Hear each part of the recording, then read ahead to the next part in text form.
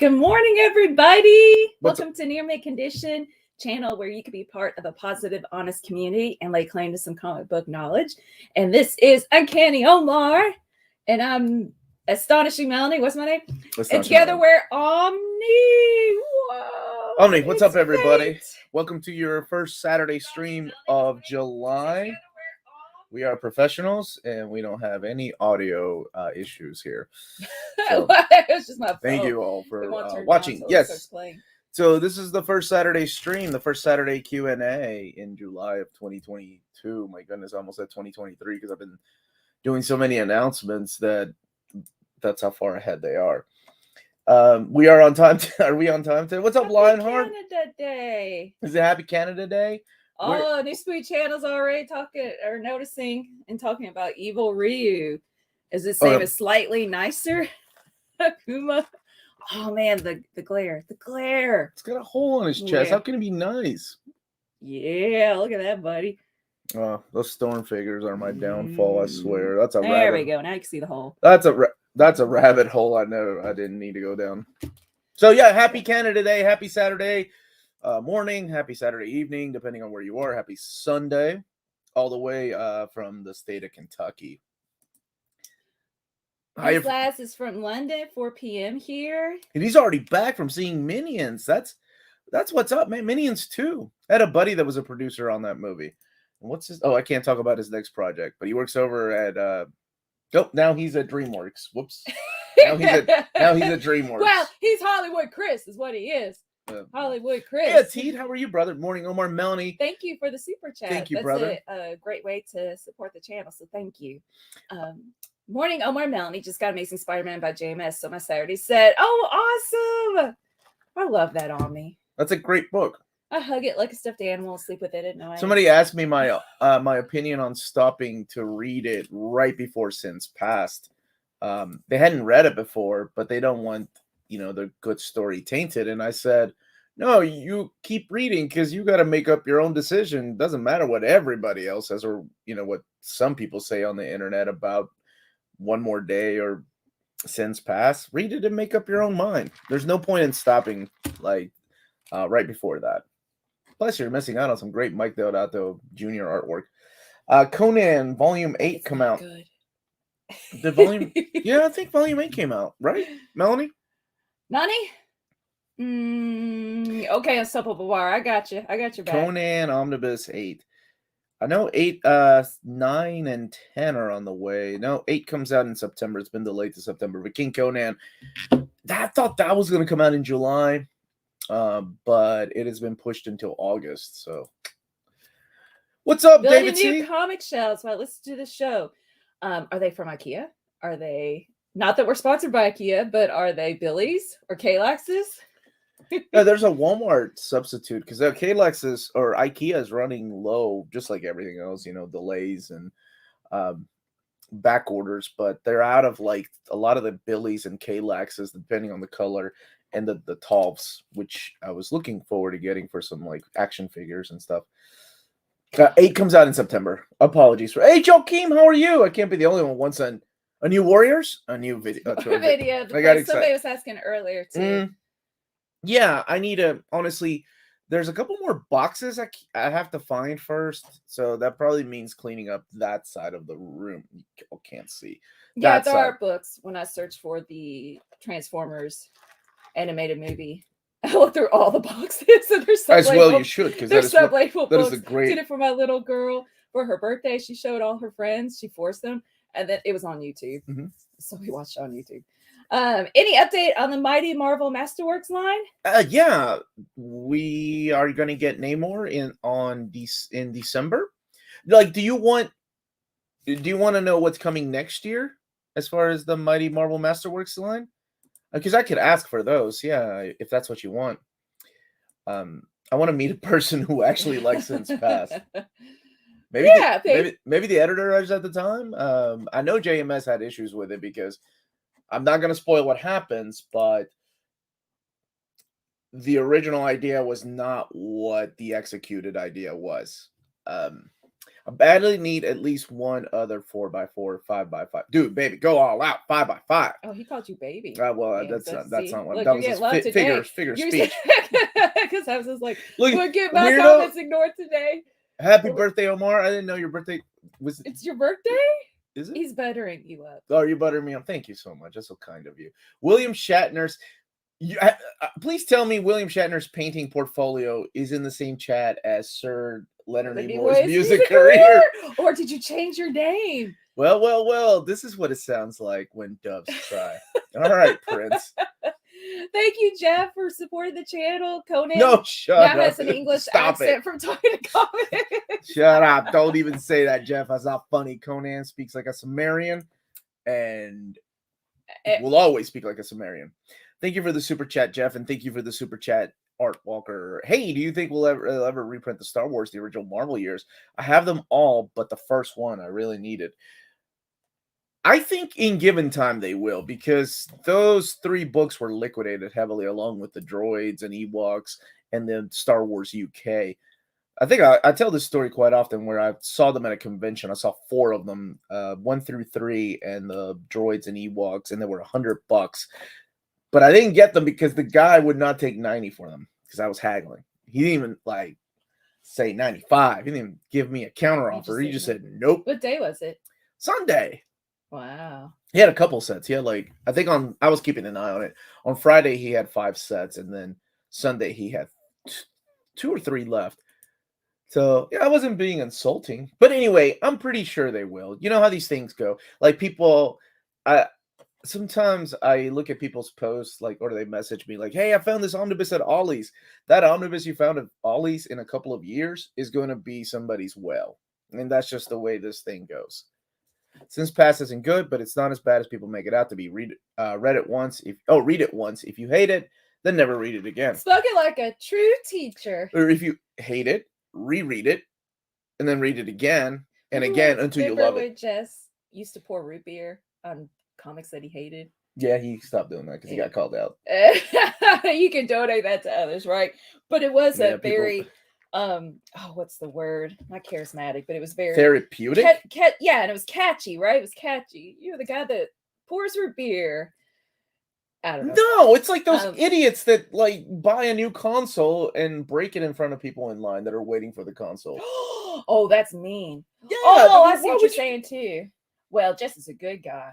No, cancel Jess Bragg. I'll give you his address. Omnidog. I love that guy. Lionheart says he's now a moderator for Omnibus. How'd that happen? Lionheart? Okay, congratulations. Super chat question. Yeah, because I saw Bar, she put a super sticker. Mm-hmm. I finally watched the Star Wars movies at last. So other than gay Dr. Afra, what Star Wars comic should I read? I like how you threw that in there. That's not the adjective. I think it's doctor. Where is it? It's over there. First of all, if you like Dr. Afra, you need to read Where She First Appears, which is Gillen's run on Darth Vader, which is phenomenal. But then why stop there? Because you might as well get Jason Aaron's run on Star Wars, because they kind of coincide with each other. It's around the same time. They have a huge crossover. And then you might as well get the Charles Soule Vader run. And hopefully we'll get some more of that Star Wars era in omnibus format. What's up, Big Stu in Orlando? But that's my honest answer. I get at least the Vader. And if you enjoy that and the crossover, then get the Jason Aaron Star Wars. And then you'll just want to keep going. But really what I found that I have loved, because it was the first time I read it last year, was Knights of the Old Republic, which is the Old Republic omnibus. It's currently out of print, but like everything else, I think it'll come back one day. What? Golden Dogs? Omar, what? I'm sure you accidentally hit it. So there's a huge Love and Rockets offering on Humble Bundle. I saw that, and I know this channel is physical editions, and there is a big physical 10th anniversary. But no, how many years has it been? 40? Love and Rockets? It's a box set that's coming out. Hardcovers. My wife got those for me. Yeah. I'm trying. Hey, guys, recently watched the Most Wanted Gallery editions and the catalog preview, and I think I'll start collecting. Do you think they'll restock? Oh, is it out of print already? Restock or reprint Weapon X seems out of print. Sorry, I stopped reading halfway What's through. HTF? Because hard to find. Oh, thank you. I should have made you guess what it was. I learned. Holy tamales! Every Saturday. those books that are like that, the gallery editions, I don't think they reprint them often because they're just so weird. Like the sizes of them. It looks like you can still get Weapon X through Amazon. Yeah, it looks like you can still get it through Amazon. Hearing Gil Invader run is amazing. Makes it feel great about just buying that. Like it's good, man. It's a really good run. There are a lot of good questions here that I've been passing up to show just regular comments without an answer needed while you talk. Omar, have you read Superman 78 or Batman 89 yet? Or are you waiting for the trade paperbacks and hardcover? I thought Superman 78 was amazing. I'm waiting for the hardcover of Superman 78, which comes out this month, and same for Batman. I haven't read them yet, but I'm excited. Here's Chris. Omar, was good to see you at HeroesCon and talk some Transformers. It was a great show. Transformers is awesome, man. And thank you. It was a really good show. Yeah, HeroesCon, it was all about the creators. Yeah. It was awesome. We're actually going to talk about it around 12:30, and BJ Kicks is going to join us for that. So kind of going to have that set aside. No, you don't have to skip spoilers. It was good. I highly recommend it. It's in Charlotte, North Carolina. And everybody we met there everybody was so kind. So thoughts on the new Boys episode? I haven't seen it yet. I'm actually going to try to watch it tomorrow night when the kids are not in home. When the kids are not in school, I almost said. Oh, they're not going to be? I mean, okay. You guys are awesome on the big screen. Yes. Ooh, are we in movies? How big are we in? Lord Omar, if I go from finishing Ultimate X-Men for Volume 4, I said version 4, Uncanny. How dare you? Damn it! I was like, why does it sound weird? Who would abbreviate Ultimate X-Men as UXM? It's Uncanny X-Men. All right, go ahead. What's the question?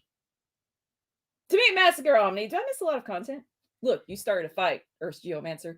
Think about it like missing like a season of a show. Yeah, you'll get a quick recap, but you want to experience that. So my suggestion is you can read it digitally. Some of those issues are a little expensive. There are masterworks too of that era. I think both of them are still in print. So sorry, I have a completist mentality. Okay, hold on. Let me backpedal a little. You get a couple of things that are missing, right? But then I think back when I was a kid, I didn't get every issue, and sometimes I'd miss 4 or 5 issues, and I'd have to, find them later. Claremont always fills in the blank, especially during that time. Especially you're reminded where Professor X, what Magneto's doing in charge of the X-Men, things like that. You're reminded what happened. Some of the characters that you last saw in Volume 4 are no longer X-Men, and they're actually MIA during the beginning. Can't believe we still don't have gap fillers between Uncanny X-Men 4 and Mutant Massacre. I mean, it hasn't been that long. When did Uncanny 4 release? 2019, right? So that's 3 years or 20. What? No, it was postponed until 2020. So 2 years. That's not as bad as having to wait between volumes 1 and 2. Just saying. I realize things are different, and they will come. So it's just a matter of waiting around. 65 inches, big Omar. Yeah, all right. Let's keep going. Hi, Omar. Hope everything is great. I wonder which month that Spider-Man vs. Venom Omni will be released. I'm waiting for the pre-order. I'm really excited. I think that's May of 2023. No, it's crazy to think about next year. And speaking of next year, I actually have some exciting announcement to make. Not about Omnibus, but probably a whole year's worth of things. It's going to be pretty cool to get to announce that. So keep an eye on the channel. Make sure you subscribe. Hey, what's up, Nick? How are you, brother? Lionheart, we're going to talk about the con with BJ Cakes at 12:30. Yes, sir.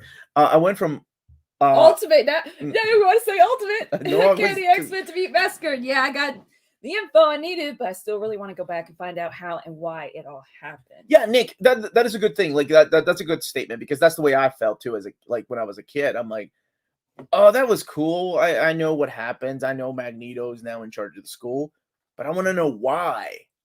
Like, when was that moment? How was it spoken? Like, and then you get to find that out when volume 4 or 5 or prelude to the Massacre comes out, whatever they decide to call it. Kevin, thank you so much for the super chat. Morning, all. Wish me luck. I'm about to start an X-Men read-through, starting with OG X-Men. Should be an interesting journey. Well, of course, You're all behind it. I am too. Yeah. But this guy's I do appreciate the Oh. fact that you're starting from the beginning, because I know, and I myself am guilty of this, that I say that Silver Age X-Men isn't the best. But I mean, it's not horrible, and it kind of sets up those characters for you, and you can see how those characters evolve, especially when you get to the Bronze Age of Chris Claremont, Len Wein, all that era, where these characters are almost like different characters than they were towards the beginning. AM FedEx, and then you have, Roy Thomas coming in. You have some beautiful artwork by Neil Adams in there. So there are a lot of good things during those Silver Age X-Men. Push through it though, because it's also exactly. Can't wait for Volume 5. Yeah. La, la, la, la. That's not what he said. Is that the most beautiful sound ever? La, la, la, la. I mean, when you're doing it, yeah. Art saying, just got the Batman 66 on me. Have you read it? What do you think? You say 6 out of 10. I'm out of here. No. I'm out of here. I read them in trade, and for some reason I never upgraded to that Omni. Why didn't I? I liked a lot of the stories, and actually that Omnibus has some stories that weren't collected in the trades, or maybe I just didn't get them. So I don't know why I never updated or upgraded to it, but thank you. Mom agreed. Thank you for these super chats. It's really going to help this month. Or wait, it's July. This month, you can say this month. O+M. Hey, that was when we had our wedding. When we got married, instead of M&Ms, we had M&Os for like. Where you could get the different letters, your initials on the M&Ms. We did that for our and they wedding. were black, white, and red because that was our wedding colors. Yep. Yeah, we had a terrific wedding. We did. Thank you for being you. Oh wow. Thank you. That's a really nice compliment. Thank you. As Marvel deprives us of DeMatteis Spectacular Spider-Man, could you do overview of the Polish edition of JMD Spec Spider Omni? Isn't it right over here? Yeah, Paul, I would love. It's right here. It's like one of my favorite books that somebody sent me. So I would love to. Omar, my problem with doing something like that, because it's in English and people, how do I put this, don't read the titles or descriptions of videos. Sometimes they see this as clickbait. They'll be like, "Hey, that's not American." Okay, I was confused. You said this is English. Oh, you said this. Well, look at the title. English? The title is English. The title is but English, as soon as you open it up, yeah, it's Polish. It's also not oversized, so I'm sure one day we'll get it. And I'll think about that, Paul. Let's do a TikTok. Okay, TikTok, Paul doesn't have TikTok. What makes you think? Baby, guys, we're on TikTok. He's showing Omar showing individual shelves, talking about those, asking questions. I'm the one in charge of the whole thing, and I film them.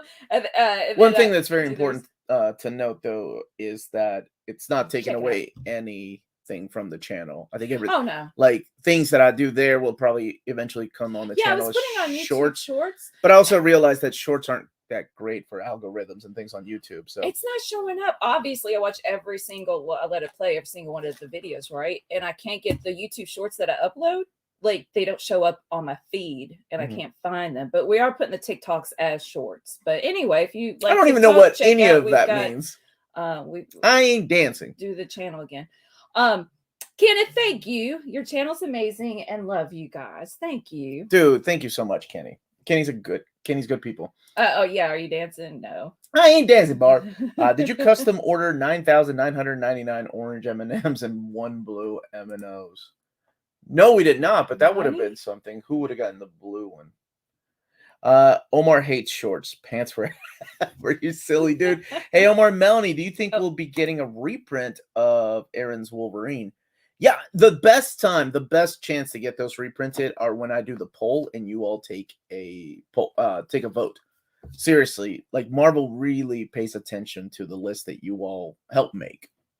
Now, I'm not saying 100% they're coming, but last year we got 19 out of our 20. The year before that, we had 10 out of the 11 that I snuck in there. So it's been an ongoing thing. It's a great thing we have, for a business as big as Marvel to listen to the voices and what they want. Granted, nobody ever votes for my Tomb of Dracula Volume 2, but that's another story. I can be patient. Turn around. Look at what you see. Where did that even come from? That wasn't even a good segue to that song. You said that's another story. Dream a dream. I said that? Do you think we'll ever get Omnis for the original Robin Nightwing Batgirl runs?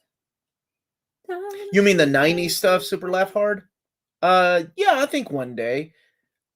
I think when DC starts expanding their department and they start seeing the sales and the increase in sales of these books, I hope is that they start focusing more and more on collected editions and actually have a department designated just to do that, like what Marvel does. Thank you, Terry, for the super chat. Do you think we'll get a reprint of the Batman Nightfall Omnis for the 30th anniversary next year? You know, they have been branding a lot of their Omnis like 10th anniversary, but that's usually when he comes out the first time. I think that by then we'd have a reprint. Yes, I do. And that's is it 2023? Yeah. Omar, how do you feel about Slott and Bagley doing a new adjective-less Spider-Man title? Sure. Been there, done that. But Eric, my man, I vote. I knew, right? You vote for Turbo Dragula too. There are dozens of us. I should have that gif ready. There are dozens of us. That and the New Warriors fight and the Nth Man fight. For the 10, how many times is that? Outlaw Southpaw. I need my bifocals. It's 1 million. Time at Chuck Dixon Nightwing Omni. My baby, what you doing? You better go to bed and not be listening to this. You better go to bed. Can you reach those on there? Sure. Right behind you. Which ones? Just get volume 1. Okay. You don't have to get them all. William, thank you guys for the super chat. Thank you for the super chat, William. Omar, do you know anything about the Garfield Complete Collections hardcovers? Why'd they stop after volume 2? I think for the same reason that Dennis the Menace stopped. Like, just sales weren't there. But we are in different times. I hope they reprint them or somebody else gets the rights. I got tired of waiting for DC to do this. So I have 3 of these. And it looks so good. This collects the Chuck Dixon run. And it has year 1. And it's got that nice Nicola Scott cover in the back. But yeah, those, gosh, these are eBay finds. Yeah, these are eBay finds years ago. Just got tired. You know, you get tired of waiting for. I mean, it's a sure thing that DC will do it one day, but yeah, I don't know. I didn't want to wait because I got tired of waiting, and I found the set, and I'm like, okay, I'm just gonna go ahead and get it there. When are we getting a New Warriors Omnibus Volume 4? I think that would collect the bad years, right?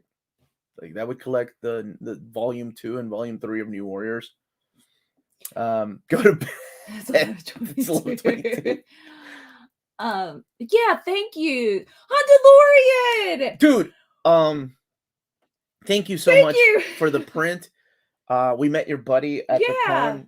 He was so super sweet. He got a picture with us and he told us about, first of all, I hope your mom's okay. I know you said you were taking care of her. And he got your gift over to us. That was really sweet, man. Completely unexpected. So thank you so much for that, brother. And thank you for the kind words always. Yeah, I miss you. Encourage everyone to hit that like button. Oh, yeah, hit that like button while you're here. I always suck at saying that. It is very important for this stupid algorithm. Flexing with that Nightwing. Not really. More like, hey, let's get this made, DC, please. Omar, love the show. Will we get a Grunwald Captain America Omni in 2023? Make it happen. You've got the touch. You got the power. Yeah. Is that the Boogie Nights version, or is that the Transformers? You can tell by me going, yeah. Like Marky Mark tried. What is this? Silver Age Omni Dog? With the serious question, is the future collected editions all digital considering raw material, transportation? Is the future of collected edition all digital? I've said this on my channel before, and I'll keep saying it. A lot of things are going digital. Movies. I mean, look at Disney, and they're not printing any movies anymore in physical format unless it's Marvel or one of their classic animated films. Video games. Consoles these days are made without a CD-ROM drive. You have to pay extra to have a CD-ROM drive. Oh, thank you, baby. That's our daughter, by the way. The last thing standing, the last collected edition standing, I think, or the last physical editions, what I meant to say, is going to be comics. That will be the last thing to go. And honestly, once it's gone, do I even want to be here anymore? Wow. Okay. Because I feel like I'm going to be gone a long time after that, like, you know, after that's... I'm being serious, and a lot of it has to do with the push for physical need of books. With video games, I kind of get that. I miss physical collections that I have to pay extra for now to import. And with movies, I get everything is streaming. With comics, I think there's still a need for physical holding.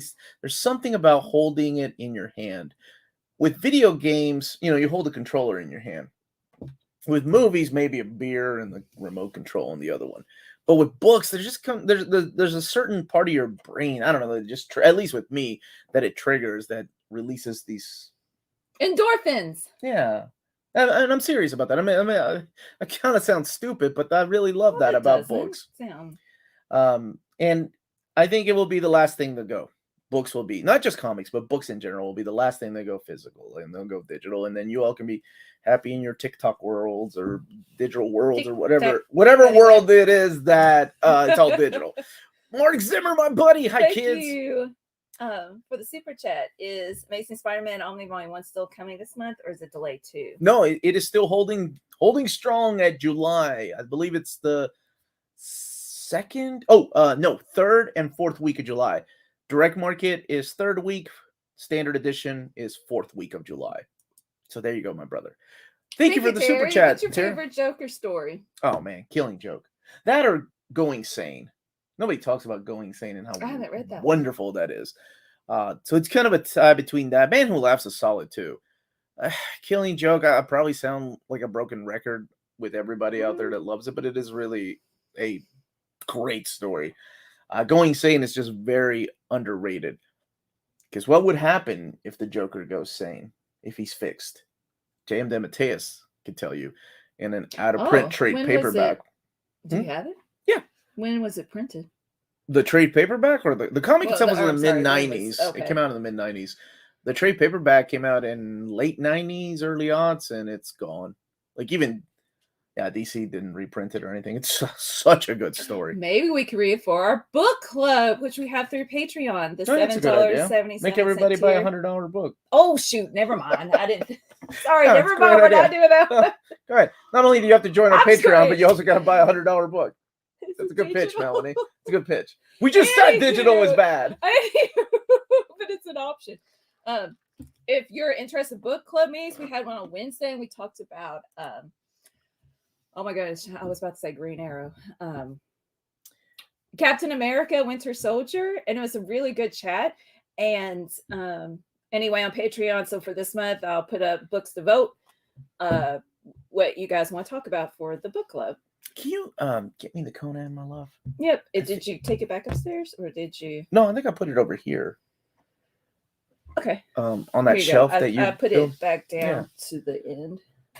Speaking of David Tejas, I just reread Kraven's Last Hunt. Marvel at its best. Yeah. Oh, it's so good. Mike Zeck's artwork in that is superb. Maybe I didn't. Too many books over here. Oh gosh, did I take it upstairs to read? Oh no. Oh, it's right there. I got you. I'm so sorry about that. It's right here. This is the standard edition. There's all the covers in the back. Let's look at it. Underneath the dust jacket, what the Conan the King looks like. You go. Spine, that John Buscema, Big John Buscema, and of course, that logo that they've been using. So, yeah. Is it under Batman? Yes, it's in chronological order. You're not going to find it. Just leave it alone. Leave it alone. Come back over here. Yeah, just... Oh, I found it. Okay, good job. Did Captain Marvel by Kelly Sue the Comic Omnibus get delayed? It hasn't come up for pre-order yet. I think it was December when it was coming out. It might have been maybe next year. What's up, Kyle Davis? How are you? Hope you've been doing well, buddy. Soon, after all digital world for comics, there will be a freshly unwrapped omnibus sent from Glade or Airwick. Kyle Davis, I liked your latest video. What's up, Joey? How are you? I hope that you're all doing well. I hope that you all remain well. Thank you so much. If I didn't get it now, I was going to forget. Yeah, that's story. He doesn't look sane to me. Well, not yet. I mean, that's a spoiler. Any news on the Indiana Jones Omni or Epic? Batman. Nothing, sir. Maybe one day we'll get that. The best version of Nightwing's origin. Year 1. Yeah, Nightwing Year 1 is solid. Seriously. Hey guys, they were in the book club. This is by Brubaker, so I'll give Brubaker a try. That's a really good book. This book. I'm still deciding whether to get the King Conan Volume 1 on him, as at the moment it seems like we'll only be getting 1. I wonder how the sales of that will be. People know there will be no Volume 2. I honestly don't know. 100% being honest with you, N-Man. I don't know what it means. Gently crosses that like button. Thank you. Caress. I don't know what I said. Crosses. Speaking of DeMatteis, can we will it into existence? His Dr. Fate in... Oh my gosh, Dr. Fate. So, Dr. Fate by DeMatteis. Dr. Spectre. The Spectre by John Ostrander are two that I so want up there. And they're some of the best comics. Nobody really, talks about them. And they're just phenomenal, man. Phenomenal books. And there's no way to talk about them in this channel because they haven't done a collected editions of the Ostrander run. So, yeah, I don't know. Maybe one day. Like I said, DC, they're I'm not hating on them because they are getting better. We got Catwoman by Ed Brubaker. There's another Ed Brubaker, Catwoman. It's good. And then we have... I flipped through it. There was a crotch shot. Okay, well, that's Darwin Cook, and he is a phenomenal artist. He can draw as many crotches as he wants. Look at my dude, Super Squad D. Love seeing Melanie on... What the heck? Oh, yeah, No More's here, too. Thanks, buddy. I miss you, too. Let's get... Oh, my baby. You're so cute. Let's get some super chats here. Okay. Ghost Who Walks 2040. Mm-hmm. Omar just got the question on me. Any idea why they stopped at issue 27? There are only 10 more issues in the run. What else could they put in a volume 2? That's one of my videos that's coming up is like my most wanted DC Omnis that I want to continue. Volume 2. I assume it's going to be the rest of that run, the quarterly, which was 6 issues, but they were big issues. I think they were like 64 pages, if I'm not mistaken. And maybe the Rich Fate series. I would like that to come out. But yeah, there is enough for 2. And on the back of it, it says this is a volume 1 of 2. So hopefully, they've been doing with Books of Magic and Mike Grell's Green Arrow, we will get that. And Kitty Pride is the best X-Men. Thank you for the super chat. Any more Map My Character on me? I should be next. You want a Map My Kitty Pride? How would I do that? That's a lot of Uncanny in there. All the way up until your mini series, which you'll share with. Well, oh my God, I'm talking to you like you're a person. Until the Kitty Pride Wolverine mini, and then after that, my goodness, Excalibur. Come back to X-Men, and then during Excalibur, you did have a mini series, Agents of S.H.I.E.L.D. So, yeah. Oh, Nick, thank you so much for the super chat. Thank you. Here's my $100, Omar, for Melanie for book club. So that we can buy this and then we'll mail it around another copier. So they bring great content. Likes are free. Support is priceless. Love you guys. Keep bringing the love and spreading the goodness to the community. Thank you so much, Nick. And thank you everybody for the super chats. It really helps for this to be my husband's job. Right? It's crazy, but it helps for health insurance in America. Yeah, that's what it does. But thank you all, seriously. Every bit and everybody for watching. What do I need to do to get a modern Black Widow Omni? Name your first child after David Gabriel. Name your second child after Omar. And what's the third thing, Melanie? What would be something that Bar's against? What is she? Yeah. What does Bar hate? Oh, because she likes DC. She likes. Oh yeah. Okay. Burn your Harley Quinn Omnis. I'm kidding. Don't do that. I also want that. And honestly, just to get Kelly Thompson's Black Widow run in oversized format because it rightly deserves it. But then you also have like Mark Waid and Chris Samney's run. That would be great in oversized format. I'm trying to think what else. Yes, if you have a daughter, you call her Omar. Oh yeah, there was also the Greg Rucka era, which is just the Marvel Knight stuff. So there are some really good trades that have only been collected in trades that could come out in an omnibus format. Much like Guardians of the Galaxy by Bendis, I'm sure there will be one day a volume 2. Whoa, a volume 2.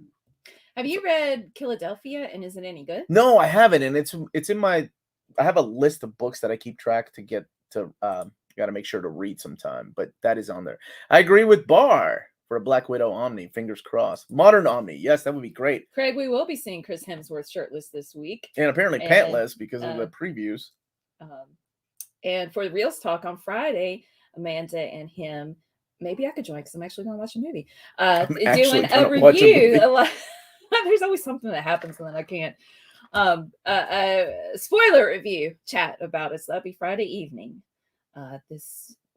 Sunday's the first day of the week. Mm-hmm. You know what I'm saying. Somebody was asking about my favorite Thunderbolt story. And I'll be honest, from Busiek, I love the beginning. Nothing passes that up to me as far as the best Thunderbolt story. The first 6 issues are some of the greatest. From Fabian Nicieza, I actually like, believe it or not, the Baron. I can't. How do I? Baron. No. Hold on. I'm trying to word this because people haven't read it. Gosh, how do I word this?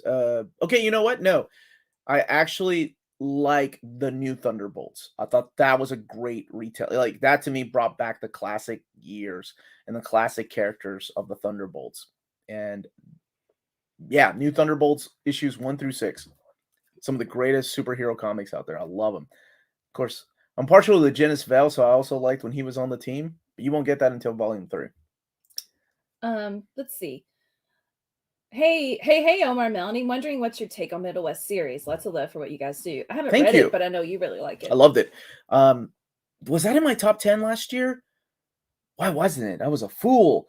I told Scott. I told foolish fool. When I interviewed Scotty Young, I told him that there's always this fear in me, and I think some of us that have been reading comics for a long time, that when an artist decides to take on writing a book, it's not going to be that good.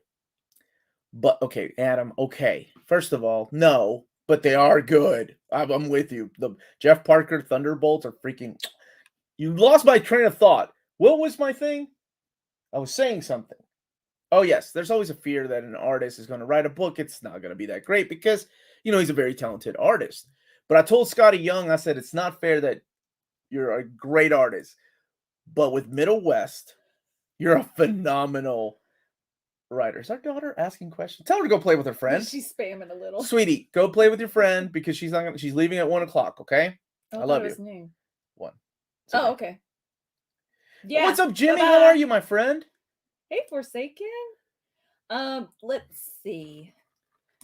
Spider-Man vs. Omni is being reprinted. When and how much? Next year and $125. Same price that we paid for it. Yes. Super Laugh Hearts, thank you for the awesome Garth Ennis interview. Oh, it was my pleasure. Vincent and Nick and Joe, they helped set that up. Garth is a very, how do I put it? Low-key. Very low-key guy that doesn't do a lot of interviews. And, he's not on social media. So somebody like that is kind of hard to get a hold of. But I've been wanting to talk to that guy forever. I've actually met him at a convention about 15, 17 years ago when I was big into his Hellblazer and Preacher. And I'm like, I love Hitman. So, yeah, he was a joy to talk to. He was cool. He was a cool cat, man. And I'm glad that he got to share his passion. I'm honestly surprised that his favorite work, though, that he's done was Sarah. Maybe because it was so new and so it just came out a few years ago. And if you've not read Sarah, oh, that's so good. So good. I agree. It is a great story. For me, it will always be Preacher, though. You also interviewed Mark Bagley. I did. And that the con footage should be coming out tomorrow, I think. Or maybe today. Sorry, I'm trying to figure this new YouTube algorithm out. I'm trying to put the videos that... sorry, that's a little behind the scenes. Sorry if you've answered this. Thank you for the super chat, Ash Night Table. Did I read that right? Sorry if you answered this already. My connection has been spotty. Which one should I read? Jeff Johns' JSA or Jeff Johns' Green Lantern? I think most people will say Green Lantern because it's super heroics, it's action pack, it's holy crap moments. And don't get me wrong. One of my favorite moments in comics comes from Green Lantern Rebirth. You know, when he's getting beat down by the Parallax. And the Parallax is like, why don't you just give up? Right? Oh, man. And Hal just stands up and he's like, I never learned how. Oh, every time it gives me goosebumps. I love that. But the deeper story to me is JSA. And the build up for the moments that happen in JSA, especially with the characters of like Mr. Terrific or Jake Garrick, cannot be surpassed. That is my favorite JSA story. It takes a little bit to get into at first because it's James Robinson that's writing it with, oh my gosh, why is his name escaping my head? He wrote the Batman movie, or all three of the Batman movies, the Nolan run. What? Oh my gosh, he co-wrote the first few issues with James Robinson, and then Jeff Johns stepped in. And then when it's fully Jeff Johns, it's like manna from heaven. It's some of the best comics I've ever read. Wow, that is I'm serious. And who is the freaking high compliment? I'm trying to think of the writer. James Robinson had an out with him because they got into an argument. David Goyer. Thank you, David Goyer. David S. Goyer. Oh my goodness, there's like 20. Thank you all. Thank you. So thanks for answering. I was leaning towards JSA. I hope you enjoy it. People were saying they really liked the interview. Oh, thank you. The Mark Bagley interview is good too. Like it's a lot different. He's a funny guy. He was, he was being a little silly. A lot silly. And I didn't get to ask him about New Warriors because I also didn't want to take up his time. Doing what I did at this convention was actually network more, and it is draining, but so amazing to like talk to these creators. And so I can have more time with them. I want them to come back on the show because I learned like when you're in line and you see some jerk interviewing your creator and you're like, got 10 books to get signed. And you're like, come on, man, what's up? So Bagley was really nice when he was taking a break. Like he had certain times to sign, he was to sign for people in line, and then you take a break and was he doing sketches? Yeah. He was doing sketches at the same time. Yeah. So that worked out really well, and it was really nice of him to do that. And okay. So I won't forget because we'll talk about the con later. When you saw Chris Claremont, mm-hmm. and then when he was going away, he was like, "I love you." So sweet. He said, "I love you too" in my head. Wait. Yeah, he was facing the other way. How would you hear I don't care. Can you tell DC? Thank you for the super chat, my brother. I need my Rucka Wonder Woman Omnis. I need your Wonder Woman Rucka Omnis too. That's another one that I have custom because I just got tired of waiting. And I will take Classic over his Rebirth. I love his Rebirth run. I think he did a great job reintroducing the character of Diana to the DC universe. But for me, Classic all the way, right before Infinite Crisis. It amazes me how good Jeff Johns is at what he did at DC, says Reeves.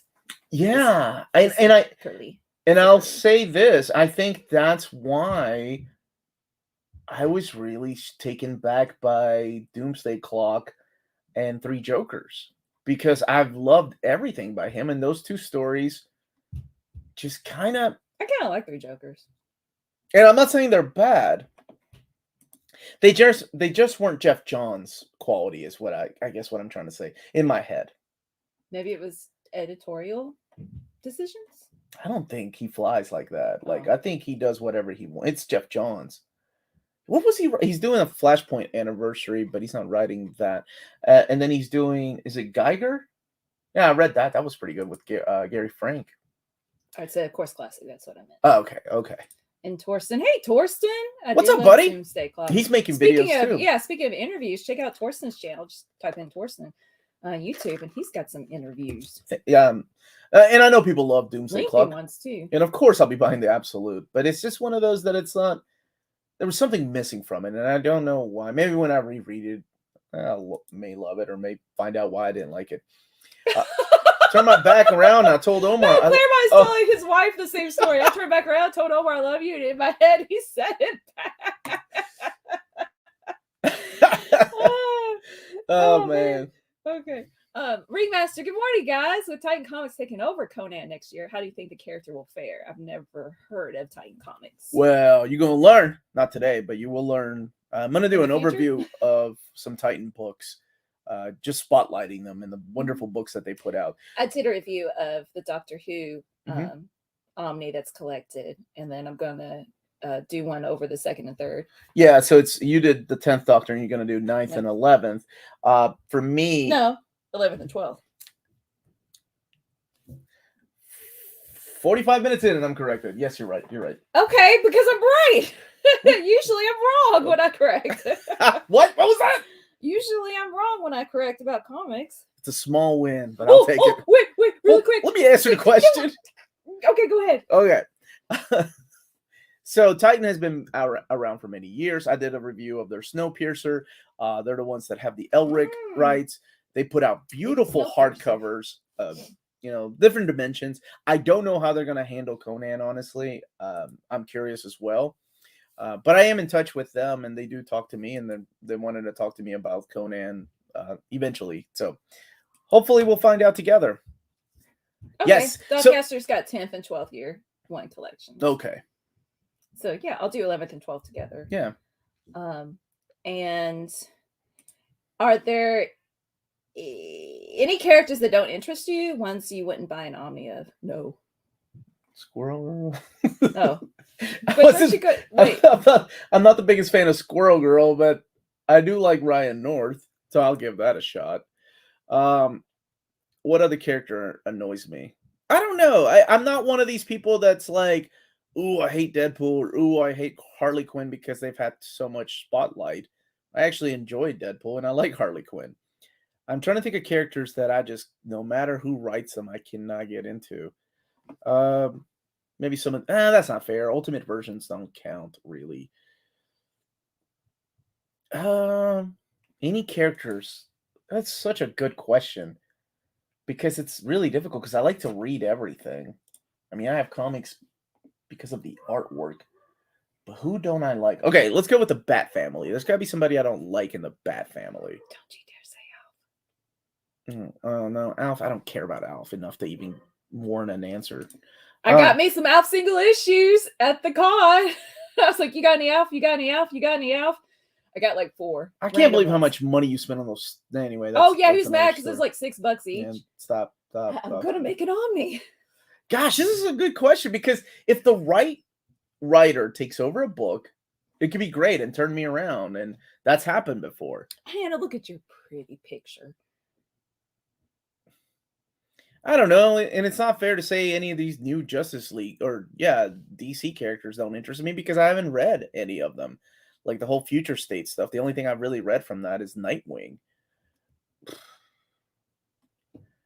Dang, Melon. Red Hulk. No, I didn't ask the question. Jeff Parker's Red Hulk is excellent. See, okay, I'm gonna have to come back to that. I don't know. I'm taking way too much time to think about that. Star Fox. There we go. Star Fox. I never liked Star Fox. Never. Even when Uncle Raj brought him into the books. So what I was gonna say is I didn't correct him when we did the X Lives X Deaths of Wolverine, and he said something about Forge and his leg wouldn't work. Never mind, I can't say it. Oops. Okay. Nothing. Melanie. What the heck's happening? I don't want to get this. I know. We know about Omar's comics history, but I'm fairly new to the channel and don't know anything about you. Well, thank you. When did you first get into comics? What are your favorite heroes, stories, creators? I'm gonna let you answer while I'm much. Oh, you don't want to answer for me? Thank you. I watched Spider-Man, the Fox cartoon, and Batman and X-Men, and there was a comic book store next to the dojo I was training at, and so I would just get random back issues depending on the cover if I liked it, which I did at the con too with a couple of Spider-Man. I'm like, this is not good condition, but I like the cover. Spider-Man's my fave, and because I respect him, I've had a crush on him for like 25 years, and and he's funny, and I like the way he fights. And In high school, I kind of dropped out. Then when I met Omar, I got into manga, and then back into comics. So, yeah, thanks for asking. And we do have after you answer Cody's, we have it in the super chat. Okay, baby. Omar, what is an omnibus you received from Marvel that you wouldn't buy yourself? The Amazing Fantasy stuff. I actually gave my copies away. I ended up with two or three copies of those, and we gave them away. Some Golden Age stuff I've given away. A lot of the Golden Age stuff. Yeah, those normally I don't buy, whether it's Marvel or DC.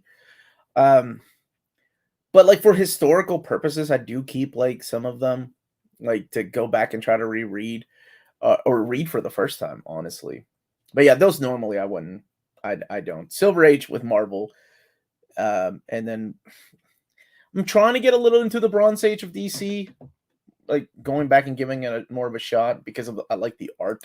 So Omar, thank you, Kevin. Squirrel Girl is so good. Reading it with my daughter left to y'all. Oh, good. Oh, maybe that's what I do hate this guy. Thank you, Kevin. Sorry, I got excited. Adam's right. I hate the Ken.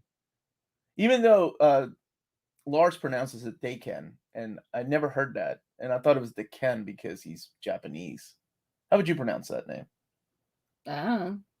The Ken. Okay, that sounds like what I just said. Keen. Nope.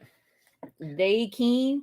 So you're right. That's a character that but that reminds me a lot of Daniel Way. But you know who turned me around on that was Tom Taylor, because I also wasn't actually you just opened up that. Okay, thank you. I also didn't like X-23. I hated that character when she was in NYX, had her own miniseries. Chris Claremont brought her over to Uncanny, and then she joined X-Force. I just thought she was. What's the purpose of this character if she's exactly like Wolverine, except she's a girl? I remember. But when Tom Taylor did all new Wolverine, whoa, completely turned it around. So much so that I actually like the character now, and I melts my heart when I see Honey Badger, Never Scout, # Never Scout. Future State Swamp Thing is the best. Oh, that's Ram V, right? Is he still writing that?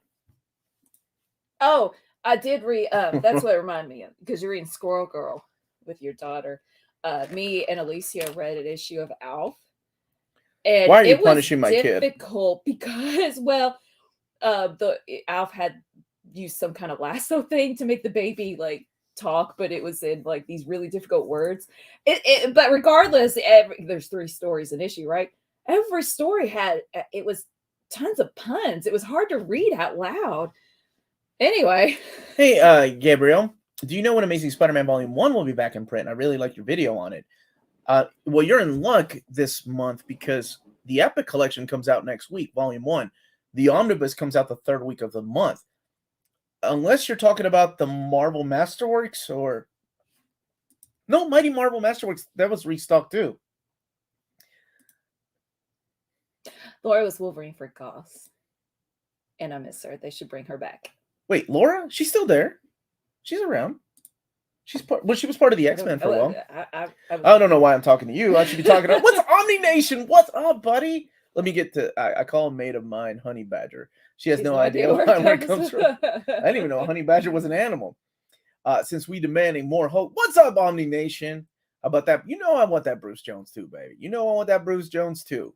Maybe one day we'll get it. In case you're listening, Hulk by Bruce Jones. Bruce Jones, that was the longest run that he had on a book, I think. Yeah, on a comic, outside of his creepy and eerie stuff that he did. So I put a reminder on my phone to, after this chat is over, to put in the description a link to Josh Greathouse's Kickstarter. Is he here? I saw him earlier. Josh Greathouse 2 years ago sent a comic that he was working on. He's a creator. He draws. He's colorist, letter, everything. I was author. And I just started editing it because it was so good. I was like, oh, let me help you out. Do this, this, and this. And so since then, I've been editing it. And it's really good. It's professional level. So I highly recommend checking out his Kickstarter, Bang, the Ballad of the Tiger. I'm going to put a link in the description because if you go to Kickstarter and you type in the name, you can't find it. And Kickstarter won't fix it. But anyway, and we're going to interview him in a couple of weeks, not this Sunday, but next Sunday. So you can see what that's all about. He's a really talented artist and really deserves to I get saw him a on book. earlier for a second. All New Wolverine is actually about the goth to jock pipeline. I don't know what that means. The omnibus from my first video. Yeah, that one's coming back to print the 3rd week of the month. And I'll be doing an overview of the reprint. Oh, there he is. Yeah, Josh is here. He's always here. He never Oh, lives. okay. I would love a Scarlet Witch omnibus or Scarlet from Brian Michael Bendis. One gotta go. Spawn, Wolverine, or Nightwing. Come on, Gabriel. Spawn. See ya. Hey, let's show Gabriel's art really quick. Was there any super chats that we missed? I just want to make sure. You got Kevin's, right? Mm-hmm. He's reading that Squirrel Girl with his daughter. Is it 12 o'clock already? Close enough. Close enough? Mm-hmm. Okay, close enough. My wife said close enough. I already have Amazing Spider-Man 1. Only need volume 4 now. Yeah, I haven't announced that one. I'm sure it will come though. It means that she's hot, is what Unstoppable Bar said. Oh. And do you still practice martial arts? No, I started when I was 7 and it has always been my first love. That is terrific. I do not. I daydream about it in my head. Like, I guess that sounds weird when I say it out loud. Like, listen to music and I daydream about like doing it. That's completely not the same thing, right? I'm not physically doing it. I was just saying, like, it is still a part of me. So thank you for asking. But you show his art. Mm-hmm. So, we have an email. Guess what? We got an email address, guys. It's nearmidcon@gmail.com if you want to send artwork our way that we would love to showcase it on Saturdays. We also have a P.O. Box, Near Mid Condition, P.O. Box 1678, Versailles, Kentucky, 40383. And both of these are in the description of the video as well. If you'd like to send things for giveaways, send letters, etc., that would be terrific. We always appreciate it. So Gabriel sent us 4 pictures of some of his creations. He-Man! Look at she right here. Oh, look at Orko. Why do I almost say Hercules? That's not Hercules. That is He-Man. Skeletor. Yes, that is Skeletor. I know it was Skeletor. I don't know why Hercules. These are perler beads. Yes, perler beads, which I love. And here we've got the Loch Ness Monster and Bigfoot. Oh, look, here's Spawn. Gotta go. There you go. And then finally Mothman. And oh, Gabriel, tell us. I don't know who that last one is. That's not an imp? I don't know. Gabriel, what is it? Looks like an imp. Okay. No, I think it's one of these internet creatures, like Siren Head. Maybe. So Shonda Sook is saying sick perlers. Oh man, I love perler beads. Okay. Flatwoods Monster. Thank you. And look, in his picture, he's got a Bigfoot playing the banjo. I love it. Let's see. Oh, so Novark's trained for a 2nd degree black belt. Awesome. I don't know what in Doce Paras Eskrima. Let me tell you, dreaming about techniques. Isn't that weird to do, Mel? I mean, you have to. That is terrific. No, Brubaker wrote Batman. Greg Rucka wrote Wonder Woman. Whoever was asking, I'm sorry. So Psycho Cleveland's here. Oh, Psycho Cleveland's here. Is he yelling? Making fun of Versailles. Yes, he was yelling earlier. He's always making fun. Yes, I do put the TikToks on the YouTube channels as short, but like I said, it seems like they're not showing up. We'll figure it out. We'll figure it out. Shorts. There's like a couple that I didn't put, like a TikTok about me showing the this carry around little stool that you but you pull out. That I was going to use at the convention and I didn't. I carried that thing around with me and never used it. Which sounds like that stupid video got more than my videos about Omnis. Yeah. So, if Josh is saying for his comic, Bang, the Ballad of the Tiger, if you enjoy fantasy, giant monsters, and women fighting, it's for you. Thank you for the shout out and all the help. And also, he studies, what's it called? The way people, anatomy and the way people move. So, it's very realistic. Bang is a kicker. And I'm like, man, all these moves look realistic with your own like art style to it. We'll interview and get more detailed and show off some art whenever we do that. What Avengers Epic collections do you recommend? Final Threat. Get that while it's still in print. That's one of the best stories. Or Judgment Day. Those are two classics you can't go wrong with. Some freaking awesome artwork in there. What's up, man? You're never late. Speaking of interview, Omar, were you nervous when you interviewed Garth Ennis? Good job, by the way. Thank you so much. No. I told Melanie when we were at the convention, no matter who, like, I'm not afraid to go up to anybody. I have met so many people, and I'm not bragging at all. It's just in my line of, going to conventions for so many years. I've slid into conversations with Joe Quesada at a bar drinking. I've told that story in the AMA, which is one of our Patreon tiers. Paul Jenkins, John Romita Jr., doesn't matter who was at the bar. The Kuberts brothers, Joe Kubert. But for some freaking reason, whenever I get around Chris Claremont, I become like a 13-year-old. You're talking to his son instead of him. Because I got nervous. I'm like, why I become like a 13-year-old girl that's like getting like, like when you have a crush on a boy. I guess maybe some of y'all know. And you're like, oh my gosh, does he like me back? Is he gonna call? Is he gonna call me? Is he gonna call me? That's how I become a Chris Claremont. My brother saw me shaking his hand the first time I met him, and it was like this. This is how I grabbed Claremont's hand. I was like, I looked him in the eye, and I'm like, you have no idea how much I couldn't even speak. I was like, and my brother was like, dude, you were shaking his hand for like a minute and a half, and I'm like, yeah, it was like that moment in Titanic. Like you can't hug, so you're just gonna. It was like that moment in Titanic. I was like, I'll never let go. I was like, he wasn't letting go. I'm not letting go. I'm not gonna be the one that pulls away from Chris Claremont. So. Oh man. That is excuse you. That's my Claremont. I don't know what it is about that man. Yeah, creepy. That's not creepy at all. Just fanning. There are no news or announcements, and Bar was asking about the schedule for this week. Oh gosh. It's coming. Tomorrow's my top 10. We didn't write it on essential buys. Must reads for the month of July. Monday is the Catwoman overview. Tomorrow, I'm also interviewing the team that worked on Nottingham. Mad Cave Studios is finally making their first hardcover edition, which is really cool because Battle Cats should be coming out in hardcover as well sometime. But yeah, they worked on Nottingham, and it's a bunch of creators from all over the world, and they're joining me tomorrow at 2 p.m. Eastern Standard Time for a live interview. Monday will be the Catwoman overview. Finally, sorry about the wait. Tuesday will be the Marvel trade paperbacks. Wednesday will be the overview of Last Ronin, the hardcover. Thursday will be Thursday I want to do where to start reading Thor, because it's Thor's Day, and it's the day that Thor comes out, and it's one that people have been asking me to do in collected edition. And then Friday will be my Dark Horse, actually I'll do a Titans overview with other things, because we do 2 or 3 shows a day. So yes. That's fine.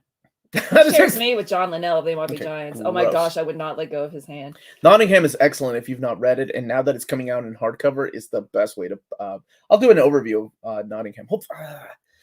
It's all about time. Bar sent a super sticker. I know, she trusts me. I have to go back to this though. Omar.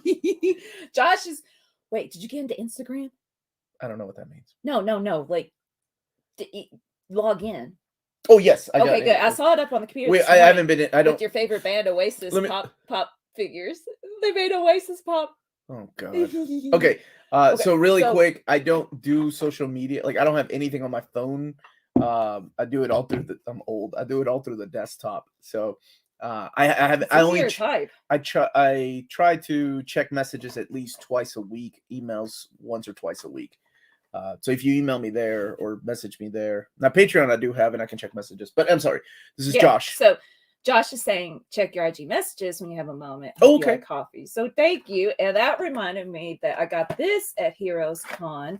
It is comics on coffee. Oh yeah, Scout comics, and this is blueberry, and it smells so good. But it's organic, and they have like the regular bags too, right? Not just Keurig coffee pods. So comicsoncoffee.com, and they have like Third Wave, this comic that you can actually read the first issue. Where is it? If you scan the thingy, there it is. Scan the thingy. How are you not doing commercials for this company? And It tastes really good, is what I'm saying. So check it out. And I can't remember her name, but she does some of the art as well on the boxes. So, and they're based out of Florida, and it'll be supporting the family. So now, Unstoppable Bar, she's so sweet. She waited. Super chat question: will Killer be killed and Descender ever get reprinted? It's the 2 Image OHCs I want the most. I have a feeling that Kill Or Be Killed. I mean, it's Ed Brubaker. There's no way they don't do that. And I thought the Sender was already solicited to come out. But then again, I don't know if that's a sure thing or not. That's BJ Kicks, by the way. He'll be joining us at 12:30. We're going to be talking about the HeroesCon together because it was his first convention, and we just wanted to share our experience with everybody. I completed my vintage Power Ranger toys the other night. I bought the White Ranger Automorphin toy. It was the last one I needed. Isn't that a good feeling? But also one of those feelings that's like, what's next? First the Power Rangers. Now you got to get all the... See, I collect the Megazords. I love the big ones. Mm-hmm. The big robots. I love the big ones. I love the big robots ever since I was a kid. I didn't even watch the You show. said that like 5 times. That was so cute. I said that? Like, just now. I love the big robots. I love them big. I love them. I love the big robots. Like, he did it like over and over. That's coffee. Thinking about performing a past activity uses a lot of the same parts of the brain as actually performing and the Alex activity. would know, let me tell you, he gave us like a really fast TED talk during the book club about neurology, etc. Like, so he knows because he's really smart. He is a really smart guy. Job. Like, that's what his degree is. It says really smart. This really smart degree is given to Alex. All right, Logan say I'd be to be probably fair, same if I met Claremont. I remember gushing in JR when I met him. Yeah, Omar's like, I'm gonna post that picture. I've got another round on social media to post those pictures of him with JR, and he's looking buff. He's like, oh, I don't want to. I don't want you to show me up. John Romita Jr. is ripped. Yeah, he's like, and I'm like, oh he's man, really nice too. Chill. He was chill. Oh, he was very energetic, and yeah, everybody... No, I didn't. Yeah, energetic, not chill as in like, I don't know. You know what I'm saying? Nope. Okay. Let's see. So, Walt's Comic Shop needs a shout out, but first, Michael Collins, thank you for the Super chat. Long time listener. You're acting like me now. Slow down a little bit. Oh, am I? Yeah, it's this coffee because I exercised this morning. I'm hungry. Listen. Long time listener, love the channel. Melanie and Omar, you rock. Could I get a birthday shout out? Oh, yay! Keep up the awesome content. Happy birthday to you. Nope. Happy birthday to you, Michael. Happy birthday to you. Happy birthday, dear Michael Collins, who has 2 cakes and 2 foo-foo party thingies. Happy birthday to you and many more. Can you retract the super chat? This is not what I asked for. He's like, now he's charged. If you retract a super chat, he's like negative $20 is how much we have to pay him for that song. Thank you so much for the super chat and happy birthday, my dude. So that's a good segue to Walt's Treat Comic yourself Shop. to Walt's Comic Shop if you live in Europe. If you're interested in buying and pre-ordering Omnis, you should definitely check out the shop. It's based in Berlin, Germany. That's Walt's Comic Shop. Cheapest pre-order prices for Marvel and DC books within the EU, because it's flat shipping rates of €9.90 for all EU countries. You got careful and sturdy packaging, emails answered within 24 hours. You got a selection of new titles, out of print books. So if you go to Walt's Comic Shop and at checkout, you type in near mint condition, all one word, you'll get free shipping for all EU countries with your first order. That's Walt's Comic Shop, your reliable source for Omnis and premium collected editions in Europe. Ting! Look, I did it because I had the sentence. You're a walking TikTok. And I need to I need you to record that. Yep. Okay. The 2 is for Melanie, by the way. Omar gets a 0. 2, 10, execution 2. A 0. A 0. Like, I didn't even try. Like, I think it's a lot. And people in the chat are saying happy birthday to Michael Collins. Mm-hmm. Boom. Question. Like for Boom Comics. Omar, do you have a contact with Boom? We need a proper hardcover for irredeemable. The paperback omnibuses fall apart like your brain reading a Bendis X-Men copy. I like that. I have tried many times, and you know, how do I word this? Some companies I work better than with others. Some companies just don't have a need for me, or they're going the TikTok route or whatever. But I'm not kidding. So yeah, it really depends on their PR. I will keep promoting whatever books, that I buy myself, but Boom, I don't. It's a lot different working with Boom than it is with like. Oh, wait, of course it is because I don't work with Boom. They don't even reply back is what I'm trying to say. So no, I don't. Here's your question. Don't even do it. You think we will get a Hulk Omni that picks up where Loeb left off? Like Jeff Parker? Oh my gosh, yeah. What I'd love for them to do is release Hulk, Planet Hulk by Greg Pak, release World War Hulk, then give us a Hulk omnibus of Greg Pak to wrap up that era. But along with that, give us a Red Hulk by Jeff Parker. That would be just amazing. Of course, I would love to see, Hulk by Bruce Jones. But I think just wrap up that era. Kind of like what they're doing with Peter David's run. Omar recently finished the Chimera Brigade. What do you think? Do you think we'll ever get a volume 4? I don't know. I haven't read it. Is it good? Who prints it? Wah, wah. Clearly, Omar's relationship with them went boom. Thank you for that new spooge. Omar, you should review Dynamite Diva by Jasper. Send it to me, Psycho Cleveland. Send it to him. Send it to me. Question: Azarello Wonder Woman Omni, yay or nay?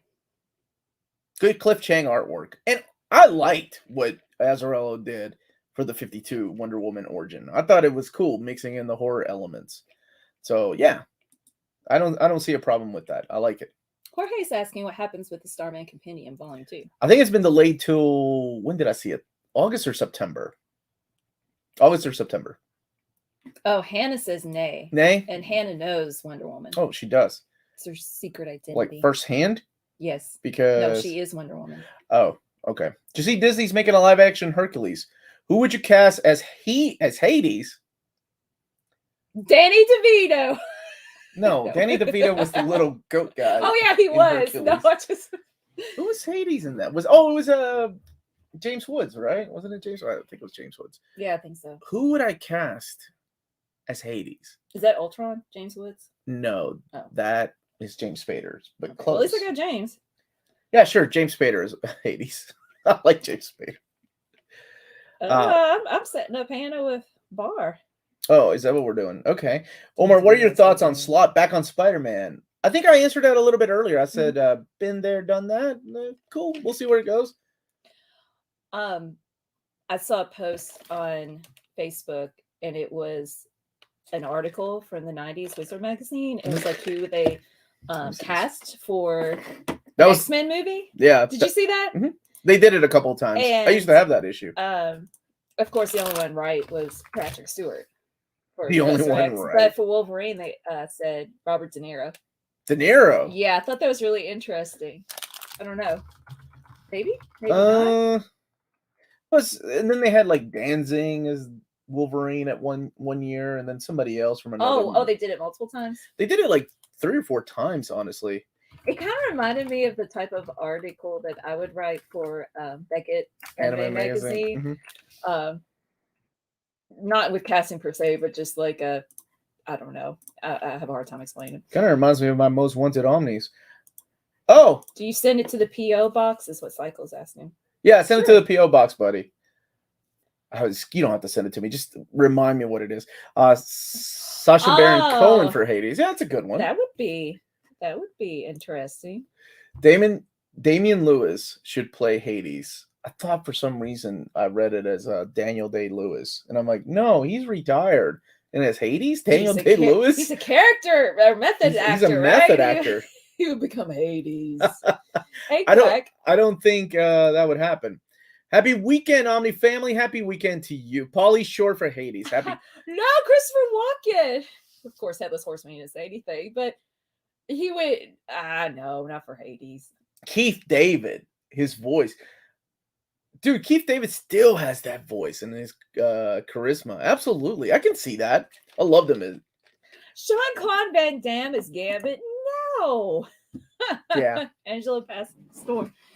I'm with them on. I still say Angela Bassett as Storm. Even when the X-Men movie came out, I was all about Angela Bassett as Storm because she has aged like a fine wine. My goodness. James Wood said Hades is his favorite role and would reprise him in every incarnation. Hence Kingdom Hearts. Really? Yep. Omar, your DC David Gabriel is a tough one to get a reply from on Twitter. Okay, so you're not the only one. Tell me about it. You could have stopped that tough one to get a reply from. Let's see. Hey, Oxmeat Pete. Oxmeat. Hey, what's up? How you doing, buddy? Hope you've been doing well. Let's see. Oh, Joshua just picked up the Catwoman East in Omni. Omar just got it. Yeah, mine came in. Yeah, my original copy got lost in the mail, which hasn't happened in a long time. I feel like it's just staying somewhere out there. In what I like to think is some lucky kid is gonna end up with a book that is drawn by Darwin Cook, and he's gonna be like, I've never read a comic book before, and that will be his entry to comic books, and then he's going to be like, where do I go? And then he'll watch my Where to Start Reading Catwoman videos, and there you have it. Bob's your uncle.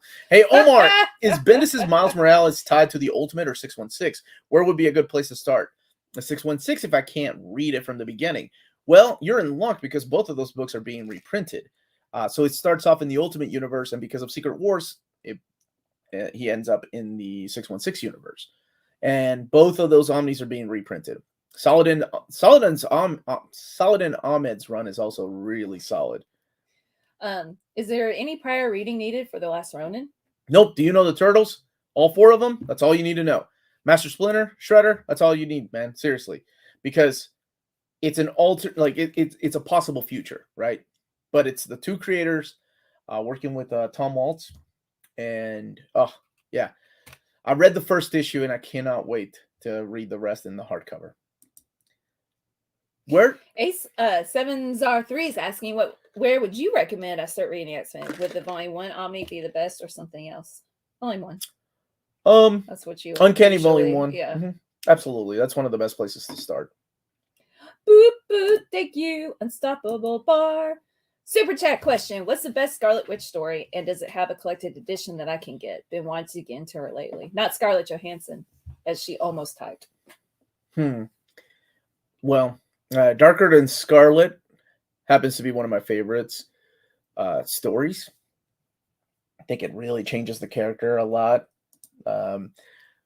But James Robinson's story of Scarlet Witch, which is it's collected as Scarlet Witch, was released as it wasn't a complete collection. It was just like, I think it was released as one of those big thick saga books. That's one of my favorite runs, just because it's a redemption arc after House of M and everything. That's it's the same so James good. Robinson run. Yeah. Is great. That's the one that I think a lot of people, you don't need to have known everything about her life, but it's her and he's working with different artists too. There's different artists for each book. It's 12 issues. Oh, it's so good. Should I read Morrison's Batman? I got into comics after the beginning of his run, and I hear mixed things at times about his run. Yeah, absolutely. If you got into comics because of his run, you write it out. It's it's definitely a dissecting of the brain, though. There's a lot of things that happen in Morrison's run that you couldn't tell were coming from the beginning of his run. Like, oh, it's a bunch of man-bats, and oh, look, it's Damian. Who's this character? And Talia's here. To Batman has a backup of his brain. And is he dead or is he not dead? What's happening with him? Mm-hmm. What about, does Dr. Neutron from Meltdown show up in any other story, or has he disappeared? Scarlet shows up in Age of Apocalypse. That was a nice little thing. And that was my argument for adding the Meltdown story in Wolverine Omnibus Volume 2. I said, David, Scarlet shows up in Age of Apocalypse. You're reprinting that. People are going to be like, who's this character if they don't see her in the Wolverine Havoc Meltdown story? That was the beginning of my argument for that. And they ended up adding it, which was great. What about Scarlet Witch and Vision? I always hear about, yeah, those are solid. I mean, that's what WandaVision is kind of loosely based on. Do you think we'll see a Daredevil Shadowlands Omni reprint? Yes, absolutely. It's Daredevil. It's one of those that have been out for a while now. Cycle Cleveland is yelling at you. The indie comic package is incoming. My man. Let's see. Has Omnibus by Kate's been pushed to October? Yes. I thought it was September at first, but it's October. Speaking of Morrison, are you going to get their debut novel, Luda? I wish. I'll be honest with you, Wokenado. I have to limit myself to books these days. I know it's weird, but because I do this for a living, like I have to read.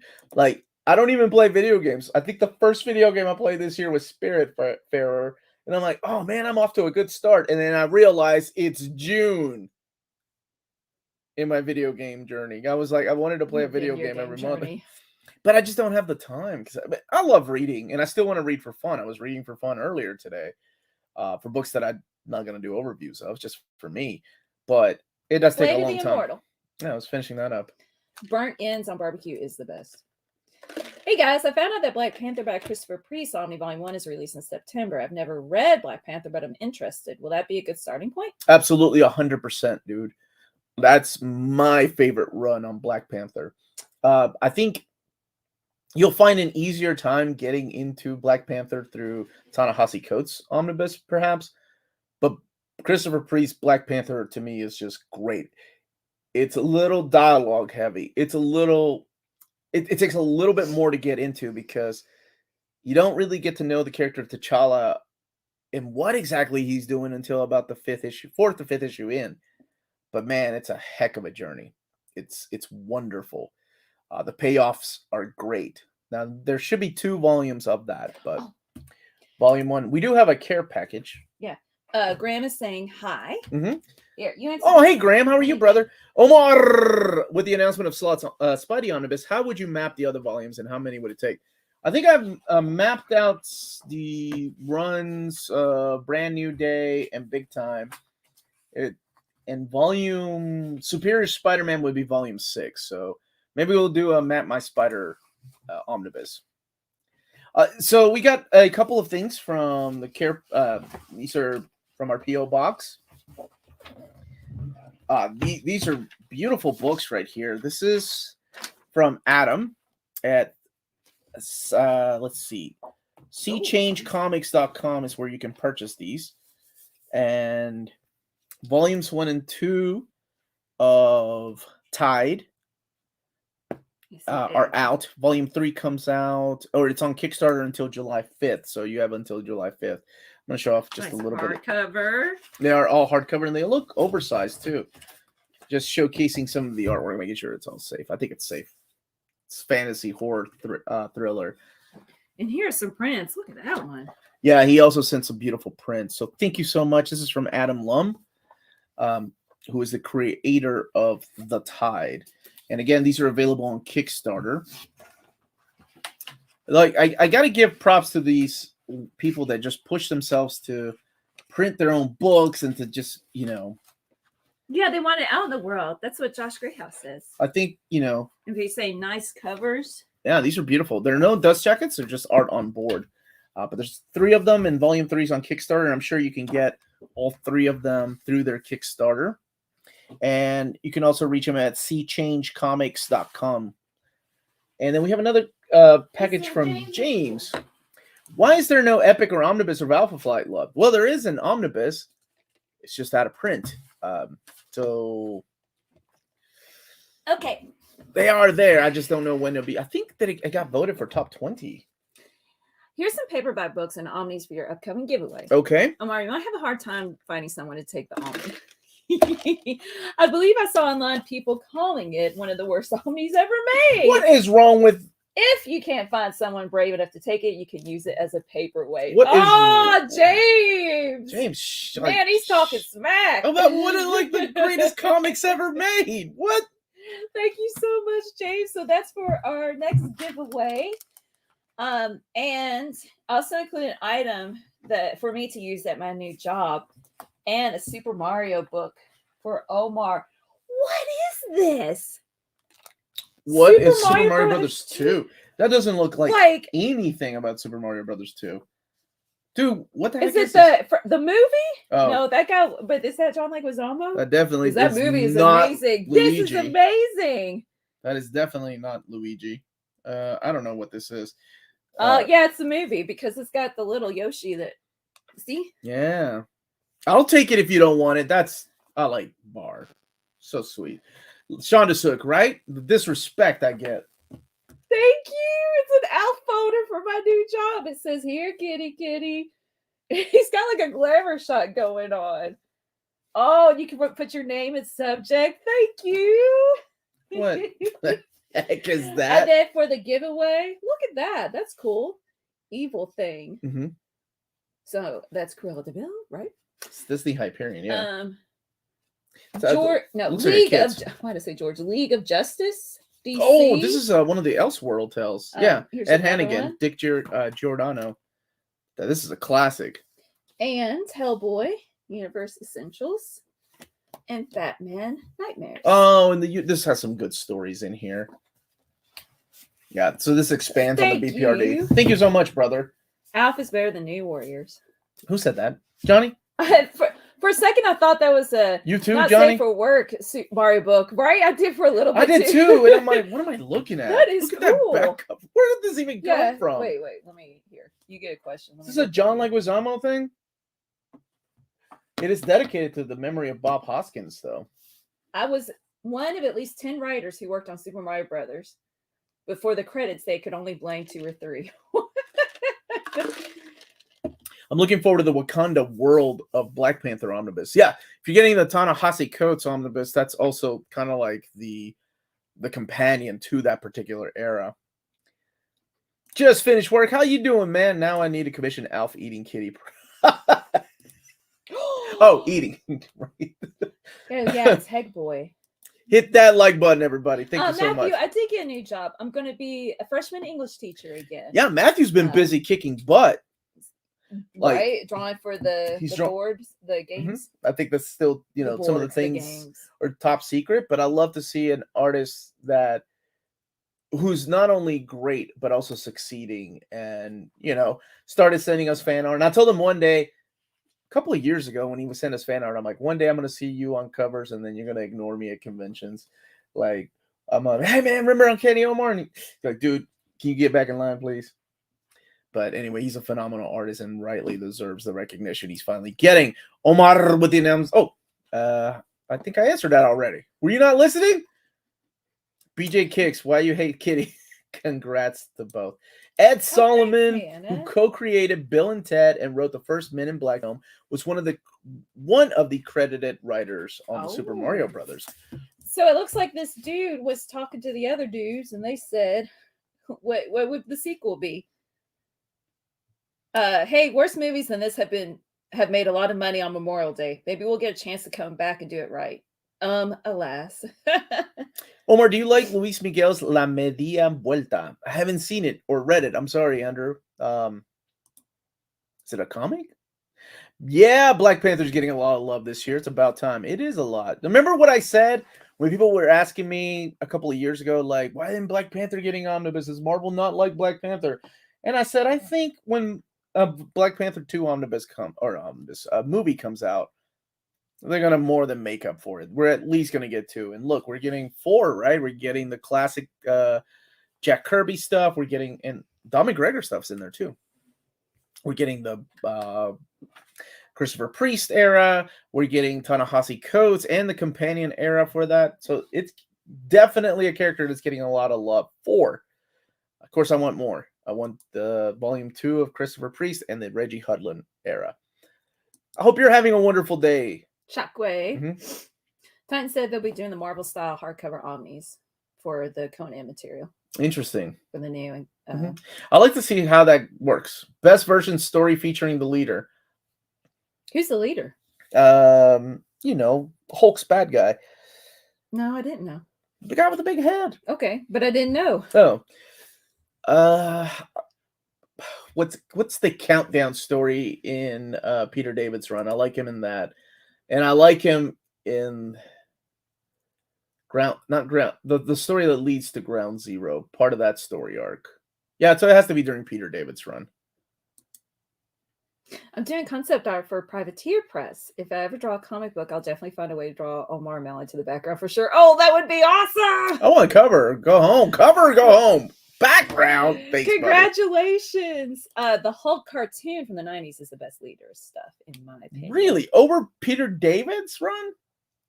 I think Greg Pak also did that. Well, never mind. That's a little bit of a spoiler. Never mind. So, News Pooty Channel's pointing out that Kitty Pryde could just phase through Alf. So it would be all good. Mm-hmm. I'm glad you guys are fanficking that for some reason. Brett saying hello and to everybody. Omar, is Eddie Munson your favorite character because of the subconscious X-Men reference with the Hellfire Club? He is one of the best things that has happened to that show. This season has been my favorite season so far. Amanda wore a Hellfire Club shirt last night on the Stranger Things live chat review. Yeah, we reviewed that and Umbrella. We reviewed season 4 of Stranger Things and Umbrella Academy season 3 last night. It is full of spoilers though, in case you haven't seen it. When is the Freddy Krueger meets Wolverine omnibus coming out? Just kidding. I don't think they've met. Maybe one day. I want Ash to be in there too, though. Do you know? Oh, there's BJ. Do you know a great starting point for anything related to the Guardians of the Galaxy? And it's what's up, man? What's up? I would definitely start with the most modern cosmic saga. Absolutely, the Marvel cosmic saga. The DNA stuff. So Annihilation, Conquest. Annihilation, Conquest is where it really begins.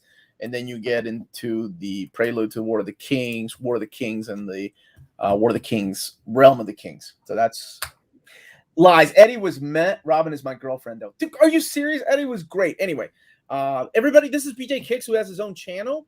I'm sure a lot of you all have been to his channel. But just in case, what's the channel's name, BJ?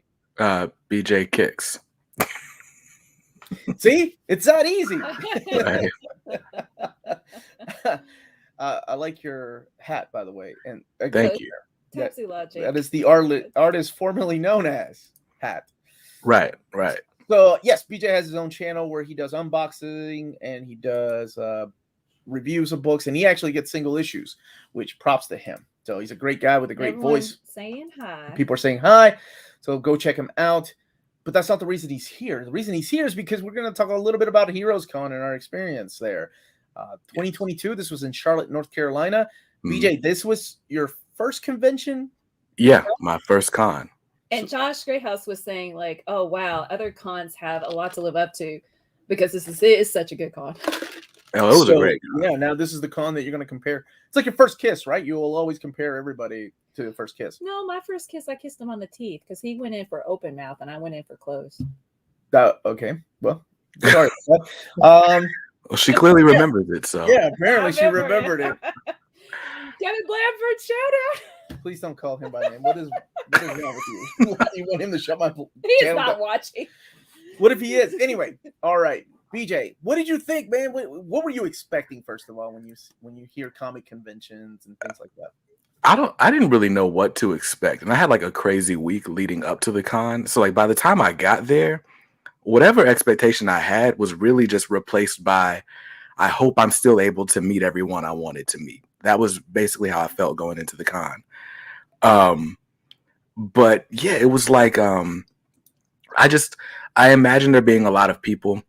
I remembered somebody saying something about pickpockets. And so I made like a big point to like, not have my wallet on my person. And then we got there and it was like, oh, this is just regular people. I can like let my guard down a little bit. But yeah, I didn't really know what to expect. I thought it'd be a whole lot of people and like just bumping shoulders with everyone. And it ended up being like pretty chill. Yeah, people were nice. It was easy to strike up conversations. I had a good time picking pockets. Like they were so nice. Like it was great. They were so nice. They let me pick their pockets. Right. Yeah, with camera, it's the last thing you expect. Right. What's funny is Omar's like the first person I ended up seeing at the con. I'm looking for Chris, who was my collecting partner for the weekend. And I just happened to see Omar walking around with his camera and his little near mint sticker. I was like, oh, it's Omar. It was little near mint. It wasn't I made it like the day before. I was like, we don't have any branding. I got my t-shirt. I had my shirt, but it doesn't say near mint condition. It says right. The home of collected. But anyway, yeah, so that was really cool. You came up and said hi, and I recognized you right away. it is really interesting whenever you meet people that you see on videos. Mm, You feel like you immediately have a connection, like you know them, right? right. So it's like seeing a friend. That's the way I saw you and Chris, because I had been on his podcast before a couple of times. Right. Yeah, I felt the same way. And it was funny because we kind of picked up conversation as if we had been talking the whole time. So it added to the experience. It was cool. Hannah's saying I always enjoy small cons more. And I completely get what you're saying. However, it felt like a small con, but it was so much to purchase. And because it was creator centric, like there weren't movie stars or wrestlers, nothing wrong with that. But it made kind of a community with the con because there was like a silent auction and there was a drink and draw where people could just draw and be artists along with the creators. And that money was either donated or it was going towards next year's con so that they could afford to hold it without like actors and the big headliner names or whatever. So, yeah. It definitely helps the comic community, right? Because I mentioned this at the convention, the guy that put it together. I hadn't been to a convention like that in so long because the conventions that we have these days are very here's a movie star, here's some TV stars, here's some wrestlers, here's some Power Rangers. Now, there's nothing wrong if you love that stuff. But if you're only going to a convention to meet comic creators, it seems like they really get the short end of the stick because they're shoved into like a corner, like a dark corner. And then you have the indie creators that are shoved even further away from the movie stars, from the, what seems to be the royalty. Because I get it, conventions need to make money. You need to draw a crowd. You need to draw in the wrestling crowd. Wrestling crowd usually doesn't go there to go get books signed by Larry Hama or Don Rosa. They're there to meet their favorite wrestlers. Same thing with the Power Ranger fans. I think that's kind of become a thing. The people, when we were getting into the elevator, they were like, "Oh, look at what you got from the con." They were like, "Yeah, it was really about comics, though." And it was a bad thing for them. But so, BJ, what kind of things did you pick up, or who did you meet? Who did you talk to? Yeah, so my big priority going into the con was just like I wanted to meet as many people as possible. So I think the first thing I did was jump in Chris Claremont's line and get had a bunch of my X-Men stuff signed. So I got my Uncanny Volume 1, Wolverine Volume 1, and then Mutant Massacre. I ended up getting Mutant Massacre signed by Chris Claremont, both Simonsons, John Romita Jr., and Rick Leonardi. So that was cool. And it was a fun, like, almost like a scavenger hunt, like collecting the signatures. Like, I think in retrospect, I probably would not have prioritized signatures as much as I did next time around. But yeah, that's what I did. I went and got a bunch of signatures, but I also I got House of X signed by Hickman and personalized to me. I didn't notice until I got home, but he actually spelled my name wrong, so I just have to change my name now. Can you misspell BJ? Yeah. So I had him sign it to Brandon, but he signed it to Braden. So now BJ just stands for Braden in my last name. Okay, because Hickman says so. Yeah. Sorry, man. You're in continuity now. Yeah, exactly. I mean, it's fine with me. Somebody retcons Jonathan Hickman stuff. That's right. Your name now. But I mean, it was important to me because House of X was my first comic, really. That's how I ended up doing what I'm doing now. So I was like, yeah. So to get to tell him that was awesome. It was also cool because I got to eavesdrop on Omar's super secret conversation with Hickman. So now I know secrets that no one else knows. I don't even remember. Oh yeah, that's right. Yeah, he was super friendly. That's one thing about most of these creators when you go to conventions, is that they're just regular people that get just as excited to see you there, like you do, right? Like and a lot of them are so humbled. Like they're still surprised they have a huge fan following. Like it's crazy to see some of these people like take pictures of like the lines because they're like, look, all these people are here for me, which is insane. I think that's really cool. And at a show like this, JRJR's humble. The comic book creators are the rock stars. They're the superstars. They're the wrestlers and Power Rangers and whatever it is. So it's very cool. Somebody else said hi over here that was at the convention really quickly. Can you show us your signatures? Sure. Oh, yeah. Let's see. Omar, you were really cool to meet at Heroes. It was really nice start to come to convention. Thank you. And thank you to everybody that came up and said hello. I told people, I think on the live stream while we were there, that just come up and say hi, even if I'm carrying a camera. I'll be happy to put that down. Yeah, I had people come up to me, and I was always surprised each time it happened, but that was cool. So this is my Scotty Young signature.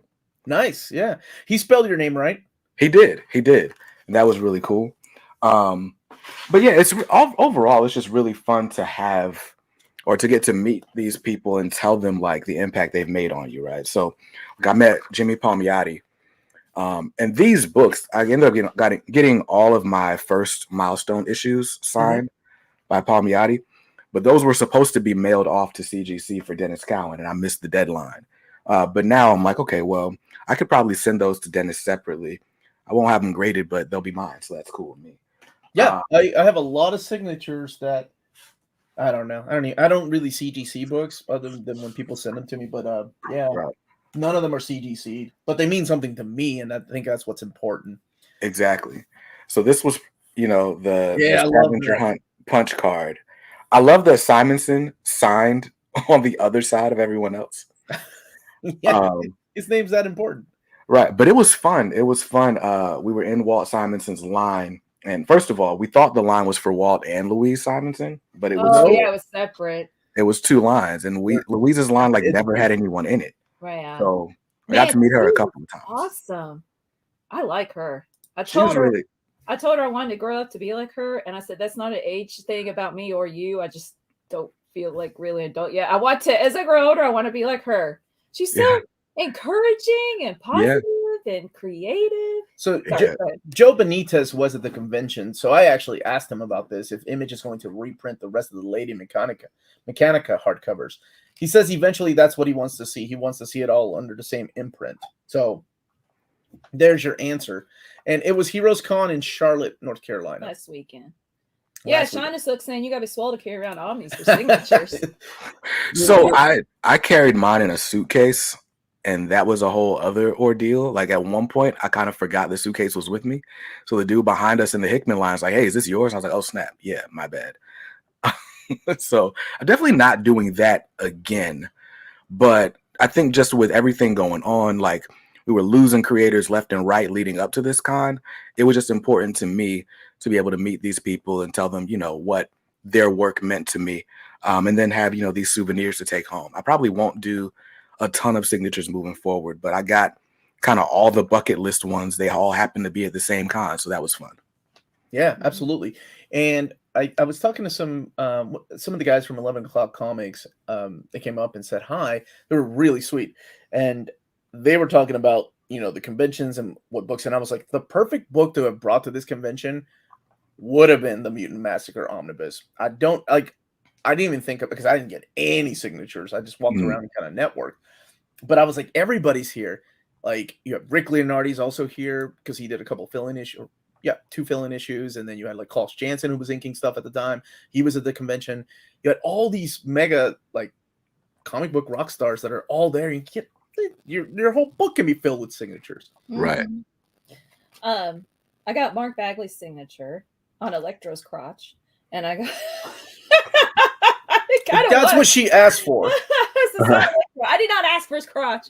And I got to tell JR that he had the most handsome Peter Parker. That's one way to say that. JR was the one creator that kind of like changed my whole outlook in the con. Because I started reading comics in 2019, so I hadn't seen a ton of great JR stuff. And then just like the way he had his signatures set up, and like the big private experience he was selling, I was just like, this guy's a jerk, right? But then you go through the line and you meet him, and he's the nicest guy. We talk about like the Yankees versus the Mets and all this stuff. And he remembered Chris from the day before because Chris did the whole private experience. So he's like, "Oh, Chris, good to see you again." So like that was cool. And so like now I'm a John Romita Jr. fan. I have to find artwork to justify that stance, but it's a cool dude. Can I see this for a second, baby? I was gonna say that like I think sometimes too, creators when you get to meet them kind of change your mind about like Yeah, I'm notoriously bad for this, like talking about people's work because but I always clarify that just because I'm not a fan of Bendis's writing does not mean that Bendis is a horrible person. I think Bendis is one of the greatest creators we have out there. He is one of the creators that will take his time with everybody, take pictures with everybody, humor you by listening to your stories. I mean, a lot of creators will, most of them will do that. Some of them won't. They don't have the time, and it really depends on the personality. But he's great, and it honestly changes like what you perceive of the person. Like, okay, Right. Obviously the stories don't mean that he's a bad guy, right? Like he's a really nice human being. Nobody holding up the Wheezy line arguing for Madeline Pryor, clearing my Rebel by Zan. I thought about you the other day. We were talking about the Dazzler Omnibus, and every time I think about that, I think about you. Matt's saying he loves JR since his youth. Yeah, he's he talked about when I was talking to him, he was talking about his dad being humbled and such a great artist. And, and I was like, gee, you think that's where you get it from? Like, yeah, that's because what his assistant said. It was the exact same thing that he was, he's going on about. JR is one of the best artists that if you look at his art, that you too can be an artist and possibly do a better job. Roberto Rodriguez. Bye, Hannah. Hannah leaving. He's one of those artists that I think, has changed over time. We talked about this is like his 5th time or 6th time that he's going back to Spider-Man. In the decades that he has been drawing, he has gone back to Spider-Man so many times at different eras, of his career when his art has changed. I still think he draws the best Kingpin. I love the big Kingpin that he drew in the Man Without Fear miniseries. Like that to me is Kingpin. He's huge. And I don't think anybody draws a better Kingpin than John Romita Jr. And then, of course, when I think of John Romita Jr., I always think of Uncle Roger's run on Spider-Man. I think of JMS's run on Spider-Man and Ascenti's run on Daredevil. So, what else did you enjoy, BJ? Yeah, I think, like Omar was saying, I like that the big time creators were kind of mixed in right in with the indie creators to a certain extent, right? If you were drawing a big line, they had to put you in a certain section on the convention floor. But I love that I could meet, Scotty Young, and then like 2 tables down are like my friends from Fourth Wall Comics who are just local to this area and sell their indie comics and wares and stuff. So I got to meet Stephanie Williams. I went to a panel on Sunday, and the whole reason I even stayed for Sunday was like I want to see the Claremont panel. Good. And I ended up at the last minute deciding not to go to the Claremont panel, and I went to like this. It was Stephanie Williams, Stephanie Phillips, who's writing Harley Quinn, and Chuck Brown, who did Bitterroot and it's writing some Aquaman stuff right now. So I went to their panel, and I got to ask some questions, so that was cool. And I immediately was like, dang, like I should have been doing this the whole time. But that ended up being like the only panel I saw for the weekend because I had to get ready to get back on the road. We saw a podcast panel and Louis Simonson and Carl Potts panel, and that was so good. I'm sorry, you finish up and then you should talk about Carl Potts. Go ahead. No, yeah, go ahead, BJ. Well, yeah. So I mean that I saw that panel. That was a highlight. Other than that, I spent pretty much the whole weekend standing in lines. But then Sunday, I got to walk the floor a bit and see like just some really cool prints. I got to talk to a few writers who I had met on Twitter but hadn't seen in person. So we got to chop it up. This one guy, I think I was talking to you. Yeah, we were on the escalator, and this guy's like, "Hey, I like your hat," and I was like, "Oh, thanks." And I remember telling you guys like I probably should have like said more to that guy. Turns out he was a comic writer and had been following me on Twitter. So I posted a picture later, and he's like, "Oh, snap, that was you. Come to my table tomorrow." So that was cool. That's cool. That's cool. Yeah, so that was really cool. But yeah, overall, I enjoyed meeting creators, meeting the indie artists who were selling prints and stuff like that. I did buy like just some random Dan Jurgens Superman issues because somebody had them for like $2 an issue, and it was a whole story arc. So I bought those, and that was my con. That I think that you will always remember that first convention that you go to. I will never forget, and I think it's still taught like hard to beat, no matter what convention. I've been to San Diego, I've been to huge conventions, but Mid Ohio Con 1990, I was in a car full of like 18 and 20-year-olds. I don't know what was wrong with my parents letting me go with some friends up there. And these people left me and it was me walking around at this convention, meeting like all the people. And that's before the internet, right? That's before you had your phone going, is that really what does John Byrne look like? Right? You couldn't do that back then. You had to go by the Comic Buyer's Guide, or you had to go by Wizard magazine, which had just been out a couple of issues then. So no, it was before, but it's one of those things that you walk around, and I got to meet like John Byrne, George Paydez, like sitting across from each other, and got to experience John Byrne signing copies of books. Like I was in line, and a kid no older than 8 years old had a stack of books, and John Byrne signing them. And as he's signing them, he's putting them on table, and then he takes some of them and go, "Not me," and he throw them on the floor. Not me. And that's John Byrne, though. He's always been like an angry old man, but that's what he was. And he would sign the book, not me. And that was like, oh my God, are these all John Byrne? Oh man, what if he does that to me and I'm an adult? Or I wasn't an adult, I was older than the kid. I was like 12 years old. That's awesome. It was just that experience. It was so huge. And in hindsight, no, it was not. It was like 2 rooms.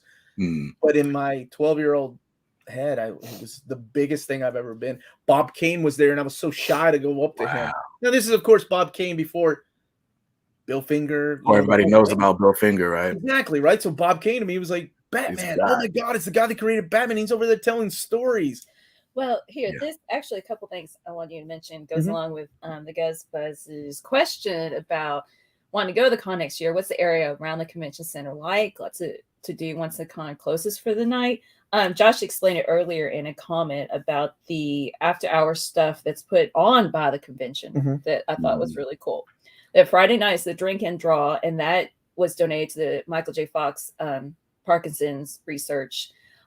And Saturday night was a big auction, which the money goes to the convention itself. But again, there's drinking involved. There were a lot of people. Oh man, Scotty Youngs. Did you go, BJ? I didn't see you there. No, I don't think I knew about the second drink. I knew there was a big meetup Friday night, and I missed that. That was more family oriented, and so for the auction, like Scotty Young did this awesome, what you call posters, whatever, Nightcrawler bamfing, and then there's a second one with the purple smoke and the tail coming out, and that went for $9,200. So it goes to the convention, and then Sunday is a silent auction. But anyway, so for those 2 nights, there's something else to do, and we saw not only Carl Potts, you got to talk to him, but what's his name with all the like entourage around him, and I was Steranko. Like, yeah, yo, it's Steranko's dude. Like, I think he's like, I was like, wow, he's always even in like the con. He's got this entourage around him. The Steranko himself is a cool dude. Doesn't believe in selfies or whatever, right? But so I learned that Steranko apparently has like some sort of sensitivity to light, and that's why he's like no photos. Yeah, they don't do that anymore. Oh, wasn't he wearing sunglasses? He's always wearing sunglasses. Yeah, he looked like a movie star. Like he had like this cool hairdo and the tan. Yeah, like he's wearing like the double-breasted jacket. Like he looked like Miami. What in a limousine? Okay, so when he came in, I met this dude before that's kind of like his bodyguard / I don't know who he is. I don't think he likes me. I don't think a lot of those handlers and bodyguard type of people like me because I'm walking around with a camera. To like you. Yeah. Well, and I'm trying to be courteous and scheduling things with them, but some of them can be real jerky. I could tell you stories, but that I don't want to talk about anybody. But anyway, it was a really fun convention. I had fun, and if you go to conventions, the best thing to do though is stay near the hotel where the con is. And if you want to happen to have a chance of running into one of your favorite creators at a bar, most than likely they're going to be there. Yeah, that's also how I was trying to connect the question. Like we went there, like Scotty Young was at the auction, and we didn't say anything to him, but you talked for like a total of half an hour with Carl Potts, and it was loud. It was hard for me to hear, but about his family and war stories, like You talked a And long for some time. for some of y'all that don't know who Carl Potts is, he was a big editor at Marvel. He's kind of like done it all. He's drawn. As a matter of fact, one of the first Jim Lee pieces of artwork I ever saw was the Jungle Adventure story in Punisher War Journal 6 and 7. Those are laid out by Carl Potts, who wrote the story. To me, I can't think of the Punisher without thinking of Carl Potts. And it was just really cool to talk to him. We weren't really talking about comics. We were just talking about life in general. And then a whole history about his family in, World War II, the Philippines, and how he kind of wants to make a... So if you do the after con stuff, like, or even if there isn't, like you said, being around the hotel, you could, like at Chicago Con too, when you were drinking with people at the bar, you could... I said the same thing about Steranko. Creators. That he looks like the characters that he drew back then. BJ, are you going to New York Comic Con? I'm not sure. So my uncle lives like a block away from the Javits Center. Mm-hmm. So it's an option. If I can get passes, I'll probably go. We still have I said still, but yeah, we have an infant. So it's hard for me to like leave the house for extended periods of time. Yeah. I get it. Like even this con, it's the first time I've left my house in like a year. And Friday or Saturday night, my daughter takes her first steps. And so my wife like sends me this video and I was like, seriously? You couldn't have like waited like 2 days?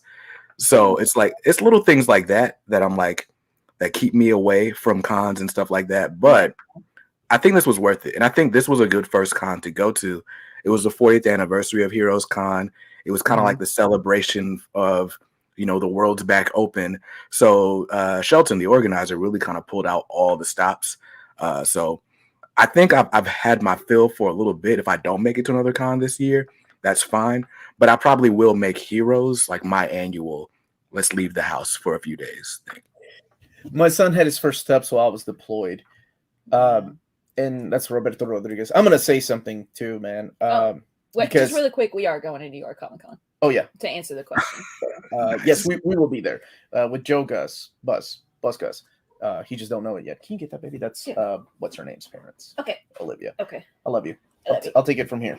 Okay. If you don't come back. No, I'm sure. What I was gonna say is that this is speaking to you and anybody else, is as a guy that traveled like 2 to 3 weeks out of the month for his previous jobs, you miss a lot of that time, man. You miss a lot of those kids growing up, and I'm not kidding, and everybody will tell you, and you'll see it too. It goes like that. Before you know, your kids walking, talking. You don't want to miss, the first laugh. I remember missing my daughter's when she first crawled. My second daughter when she first started walking. Like, it sucks because you don't get that time back. Right. And I don't mean to get all philosophical on the chat, but it's just fact, and enjoy it. So yes, even though it sucks when they get older, of course, and then you can experience taking them with you. Exactly. Enjoy the time that you have with them when they're little, because you don't get that time back, man. Right. Shelton is, and it's a small team that puts on Heroes, and Heroes is the best con. Does Paul Dini still do cons? It would be amazing. I think he still does. Yeah, I think he still does cons from time to time. It's going to be interesting at New York Comic Con. I've never been to New York Comic Con. I've done San Diego, but that was back in the 90s when the last time I went. New York Comic Con, I've never done, and I've always wanted to go. And it's just now's our chance to go, and our kids have already done their first steps in crawling. Right. They're cool now. They're like we're doing a family convention. They both wanted to go to a convention, so they want to go to BotCon. I'm so proud of my daughters. Like when I was in my 20s, I'm like, I want a son that collects Transformers like I do. Instead, I ended up with 2 princesses, and both of them are into Transformers and Mega Man and all this stuff. I love it. It's great, man. Good feeling. Midtown Comics and Forbidden Planet are my source of comics or omnibus I purchased from Manhattan, New York. Yeah, should go to New York Comic Con. It's great. So that's coming. September, right? October, the first week of October is when it is. New York is the exact opposite. It's fun, but it's huge. Oh yeah, absolutely, it's humongous. I think it's kind of what become more of what San Diego is, which is just pop culture stuff. How's it going, Cage? Yeah. So, it looks like Saturday is sold out for New York. So it's Thursday, Friday. They want you to buy the 4-day pass, of course. Right? Well, they've got the 4-day pass is sold out. But you can still buy single day tickets for Thursday, Friday, or Sunday. Dang. That's crazy. Omar, just be ready for New York Comic Con. It's going to be packed. As someone that has been going for a while. Oh, I expect it to be. And my wife doesn't like a lot of people like in the same place. She kind of gets overwhelmed. I love it. So I'm ready, man. I'm excited for it. I'm in between. Like I'm cool with crowds for a second, but like when I start having to like fight through just to get to like basic places like the bathroom or something, it's like, all right, I'm over this. Let's see. In the 90s, San Diego Comic Con wasn't that bad. It was before it became the pop culture mecca that it is today. Before they, movie stars and TV stars started announcing, here's the cast of X-Men, here's the cast of Justice League. Back then, it was, more like about the comic books. Nowadays, I've had friends that went and they have to stand in line just to get into the floor where you can buy things, not to be creators. They have to stand in just line to get to the floor. Buy things. Sheesh. I have never been to a con. In the Netherlands, we have one, but nowhere near as big as the U.S. cons. It's one of the reasons why I love taking video walkthroughs, because a lot of European viewers and a lot of viewers from overseas don't have that experience. And on my videos, they've commented like, dude, you need to go to more. And I'm like, yeah, I would love to, but also like it's a lot to go somewhere. So I do love doing walkthrough videos for that reason, so they can kind of get a POV experience of what a convention is like. Yep, we're going to be there with my buddy Joe, who has kindly invited us over. Me and him are bunking together in one bed. Okay. You guys are sleeping on the couch. New Jersey has a comic flea markets and horror cons and comic cons. Yeah, so this year we'll do New York Comic Con. Next year, I was thinking of what was it called? The Seattle one. I think that's a cool one too. Is that Emerald City? Emerald City, thank you. I was gonna say something. I can't remember. Oh, that we're going to film a haul video of what we got. Nice. So be on the lookout for that. Yeah, I've got a 2-part coming. So I've got one where I just kind of show off the stuff that I got signed. Then the second will be like my tips for a better con experience. Because there were a lot of things, like I said, that I missed out on being so laser focused on signatures. So I'd have some tips that I've come up with for other people who might be going to their first con. So those will both be out. I think one's coming out Monday, the next one's coming out like Wednesday or something like that. I think it's a good idea to have tips. My tip is always like be ready for a lot of people and be ready for the smells. And honestly, this one wasn't so bad. Not compared to some of the ones I've been to. So good for you. My video, I had audio issues, so there was some video that I could not keep. And when it was touring. Let me tell you, it's been a bad week with technology, 2 weeks with technology here on Near Mint Condition. But hopefully things will look up after this week. Any new announcements? The Mark Bagley interview, the sound was good. I just need to tweak it a little bit. Any new announcements? Hey, Stuart, yes. Not Omnibus related, but be on the lookout for something Marvel related soon on the channel. Check Midtown Comics, not far from New York Comic Con. Be prepared to work your legs too. Yes, that too.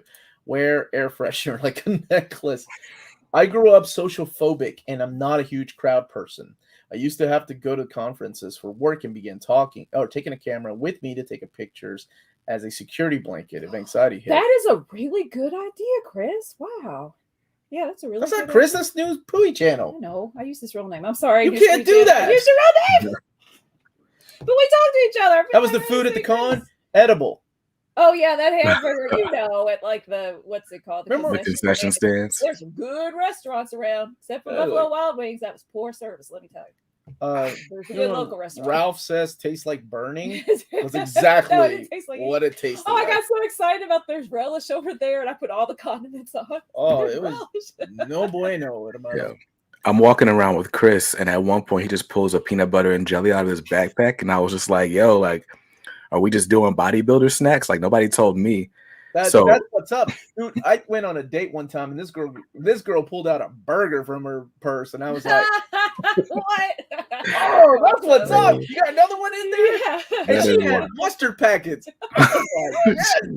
That's crazy. Now Uh, we had pizza. The pizza was decent. Pizza was Right? Yeah. The Caesar salad was not so much, good. but Not so much. I shouldn't have ordered it though. Oh yeah, because it's a pizza place, right? we need to start wrapping up. What smells worse, conventions or the iMac printer Omnis? iMac printers, depending on which book and what ink they use. Burger purses. Y'all don't have you lock that down. If a girl sneaks in a burger or two at a movie theater, log it down. Air freshener manufacturers should really make new book smell ones. I'm sure that's coming. We actually joked about Surely, that. I bet like a candle or something. Well, they said like when digital takes over and Ouch. books are gone, one of the candles will be like a new omnibus smell or a new book smell. a specific type So of book. sad. The whole food. I can't see. Your first mistake was ordering salad. I think I made that joke too. I'm like, order a salad. Yeah, they like lost our whole order, and I'm sure it's because I said it was your salad. It threw them off. They were like, somebody ordered a salad. This is a pizza joint. What's going on with that? Josh, I think it's sponsored by Whole Foods. He kept pushing that on us. What? So at this moment, I just want to thank everybody for joining us. Smash that like button on the That's way what out. Chris Claremont's dad or son got him. Yep. Anyway, Whole Foods. Check out cheapgraphicnovels.com. They're our sponsor for this part of the episode. And also they'll be having a Nick and Dent sale starting tomorrow or Monday. So keep an eye out on the website for that. BJ Kicks, thank you for joining us. Where can people find you when you're not talking about your con experience with us? Sure, yeah. So I'm on YouTube at BJ Kicks. I'm also on Twitter and Instagram at BJ Kicks. So you can find me there. All right. Melanie, where can people find you? Here. All right. Everybody, thank you for joining us. Hit that like, subscribe, ring that bell for notifications. I'm out of fuel. I'm going to go get a salad or something. Everyone stay healthy. That sounds good.